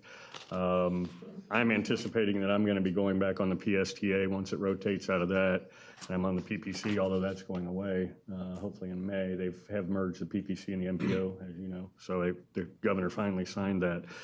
Does anybody, we need to have a representative. Does anybody? I think Jim or Gabby would be great. I'll make a comment. I talked to Bruce because I was going to volunteer myself because I do want to be on a board. Yeah. However, the meetings are on Mondays. It's only every other month, the second Monday of the month from 10 to 12. However, every Monday I have 2 reoccurring team meetings from 10 to 1 at 11. Okay. So I wouldn't be unable to do it because of the time. Jim? I've sat on it. I'm on the I'm only a part-timer here, so. Yeah. I was on it for 4 years. I've been on every board there is. I'm good. 4 years. I think the vice mayor should do it. I'm already on a board and I run a company. Well, now you're on 2. No, I'm not. The next meeting I looked is April 14th. Yeah, I think I want to make a motion for it to be Jim.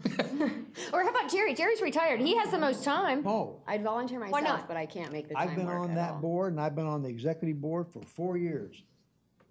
It's We April do 14th if we don't and have anybody. June 9th are the next 2 meetings, so it's every other month, the second Monday of the And on month. June 9th, I'll be in California for a They graduation. don't meet once a month anymore? No, it's every other month now. Well, Jim would be great. Yeah, Jim would be great. Yeah, I really don't want to. I make the motion to appoint Jim. I can't. I just can't. I meet would with do a it. lot of, as you know, I wind up meeting with a lot of people about a lot of Oh, different yeah, things. so- absolutely.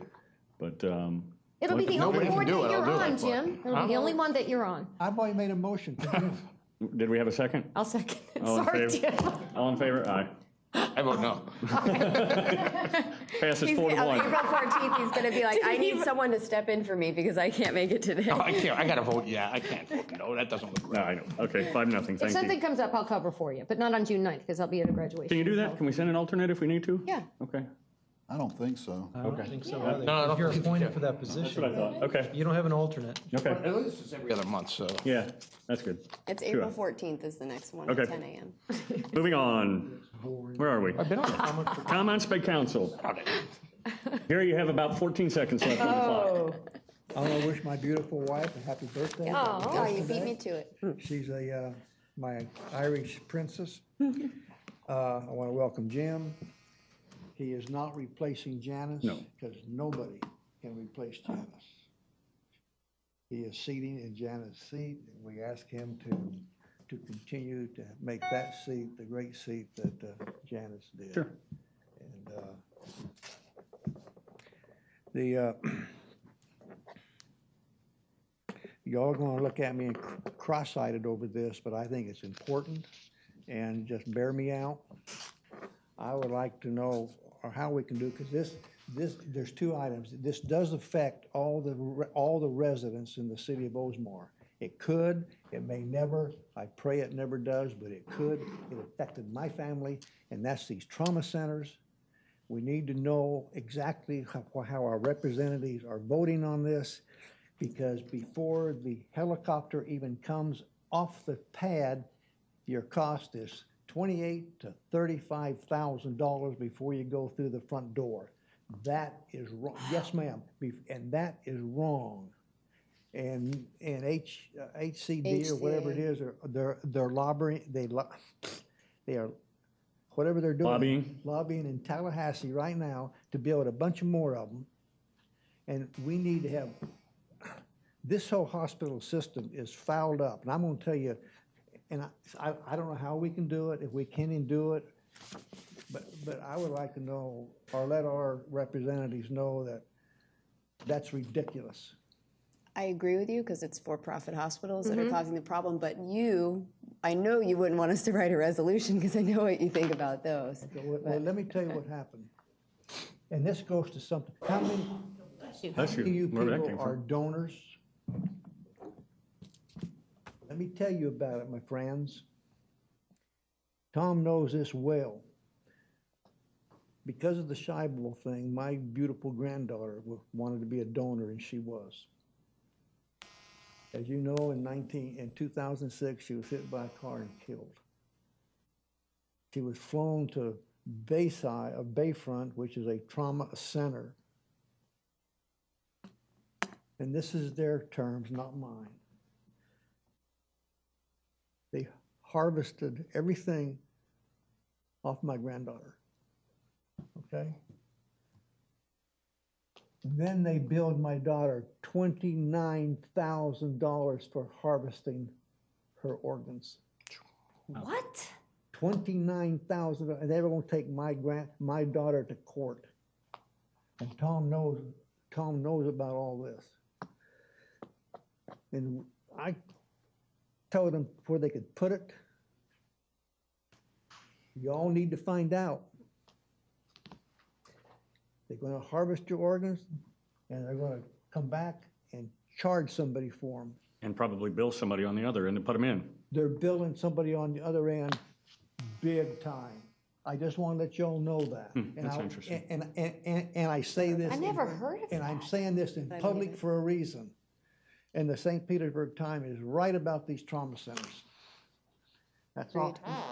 And thank you all for who you are. Jim, welcome back. I will, thank you. I'd also like to wish your wife a happy birthday. I want to thank the council for having faith in me. It's always a privilege to serve the residents. And, you know, I sat with Janice for 10 years up here. I've known her for a number of years more than that, but it's an honor for me to fulfill her term. So it's just quite an honor for me to do that. And I want to thank Ruben. The morning after the council made the decision, he personally came and met with me and congratulated me, and that meant a lot. So thank you, Ruben. I appreciate that. I will work hard to do well in the seat. So that's all I've got. Yeah, and you and I have had a discussion. I perfectly fine with you serving, and we had just, I just want that to be known. I mean, so at any rate, thank you. Well, I wasn't going to get into details about how it transpired. No, I know. Yeah. So, and before I turn it over to Councilmember McGee, happy birthday to you. Coming up in what, next week? Next Saturday on the Oldsmar days. Well, but we won't have a council meeting, so I had to. I'll be in the parade. I wanted to steal your. Is it your birthday in the parade? Yeah. I wanted to steal your birthday thunder. Jerry, can you put a banner on her Oh, car? Happy please. birthday? Well, we got in mind. All right. I'm gonna switch cars on you guys. I'm gonna switch Maggies. Yeah. Go ahead. Thank you. You want to start with me or Linda? Yeah, you can. Okay. Well, I have one special birthday to say, and it's not mine, it'd be Janice's on Thursday. So Yes. happy birthday to Janice this Thursday. And of course, the services on Saturday, I know they're going to be beautiful. I'm looking forward to seeing everyone that shows up for that. And just a reminder that I will not be at the next council meeting on April 1st since I will be at a work event in Austin. Yep. And that's all I have. Vice Mayor Norris. Oh, my gosh. Thank you for that, Mayor, and welcome back, Jim. Thank you. And I want to congratulate you on the vice mayorship. Thank you. And I will do Janice proud, Ruben. So, thank you. I wanted to congratulate the new congressman for CD 13, David Jolly. It was close, so I wanted to congratulate him. And also an update on the flood insurance. I've been trying to keep you guys updated on the flood insurance. The House passed something that will really help us. The Senate passed a 4-year delay. The House passed true reform. Now it's in committee, and hopefully when it comes out of committee, we're really going to have reform and some relief on flood insurance. So, If the two can get together on anything. well, we just have to hope. And it was nice to see that the vote was like 300 and something to 6, and every single Congress representative in the state of Florida, Democrat and Republican, all voted for it. And Representative Bilirakis was one of the moving forces behind it. So, give him a call and thank him. He's our guy. So that was really exciting. So hopefully it will go through. And I learned something else that was interesting. You would think that Florida would be a state that receives more in claims than we pay out, but we are in fact a donor state. For every dollar we pay in flood insurance, we only receive 23 cents back. And that's sickening. We give more money than anybody. That we have the most policies in Pinellas County in the entire country at over 50,000 policies, and we're a donor state. Mm-hmm. And these rates just keep getting jacked up, so. And happy birthday. Thank you. I guess I wish you happy birthday. I thought I was going to be able to keep it a secret because I know they don't put that in the newsletter. I welcome Jim. And thank you all for staying for this nice long one. I have a couple things. One, we talked about Oldsmar Days. Also, the Gator Nationals are this weekend, and I don't know the time. ABC Action News is coming Friday to do a segment on it that'll air all weekend, so it's great exposure for us. Tomorrow, Bruce and I and Lynn and some representatives from USA BMX go before the Tourist Development Council to plead our case for $1.1 million. Basically, what we are hoping is they don't approve the money. They hopefully will take some action that will move it to the county commission, which will then approve the money. The question is, which pocket do they take it out of? We don't really care as long as they commit to it. We've had nothing but favorable responses from everybody that we've talked to, and we've probably talked to a dozen different representatives. So that's this weekend, if you get a chance to stop by. Also, the flags are at half staff because of Governor Askew, and they were going to return them to full staff Friday. I would like to have them stay through till Monday because of the memorial service for Janice, and keep them at half staff, and then return them on Monday if we can do that. I received this, and maybe Jerry might be able to provide a little insight into this. Meals on Wheels asking for a donation. We give $10,000 to Safety Harbor. We give $10,000 to Meals on Wheels, and we give $5,000 to Oldsmar Cares. And just having discussions with staff, I'm not sure how much Oldsmar benefits. I think the Safety Harbor Neighborhood Center and obviously Oldsmar Cares really give back to our community and the people in our immediate area that need things. Even Oldsmar Cares indicated that they were modifying kind of the zip codes to tighten it up a little bit because they were kind of getting a little outside of their boundaries. And I think I was told, and maybe Jerry, you can confirm this, that you had done a run with them and very few of the meals, and not that I'm not saying that this is not an important cause, but that one was in Oldsmar. A lot of them was in West Oldsmar, and the most of them was in East Lake Woodlands, and there was one in the city of Oldsmar. And I mean, Those are all Oldsmar. yeah, and they are, Not but by property tax but those. they're in the kind of the immediate area. But I don't. It sounds. This was also started prior to Oldsmar Cares, which is really a kind of grassroots, if you will, organization that really gives back. I don't know what your council's thought is, but I would kind of like to flip-flop it and still continue to give 10. Yeah, I'd rather give 10 up Oldsmar Cares to 10 and drop this back to 5 and leave neighborhood center. It would serve the city. I think it reaches a lot better. Can we just do that as part of the budget process, or? Yes. Okay. Is that agreeable to everybody? Okay. A lot more communities that don't have an Oldsmar Cares will give to Meals on Wheels, where we're taking, Okay, that's that, and then I just have this little thing I want to read. It's just, bear with me. Oldsmar City Manager Bruce Haddock's upstanding career with the city began in May of 1986. He has devoted over 27 years of service to one city, an achievement only a few in his position or title can claim. It is through his superior leadership, judgment, and management that Oldsmar has grown to what it is today. His willingness to always lend an ear, to listen to the city council members regarding issues, concerns, and topics is unfounded in today's government. Bruce's creative ability to find funding for projects is remarkable, considering that many grants have sadly gone to the wayside due to budget cuts.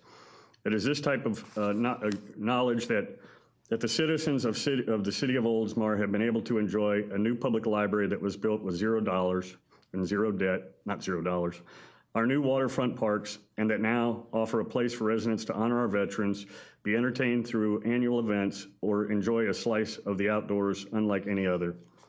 It is through his inspiration that Oldsmar has become a certified silver Florida Green city. We are the first city in the Tampa Bay region to install electronic car charging stations.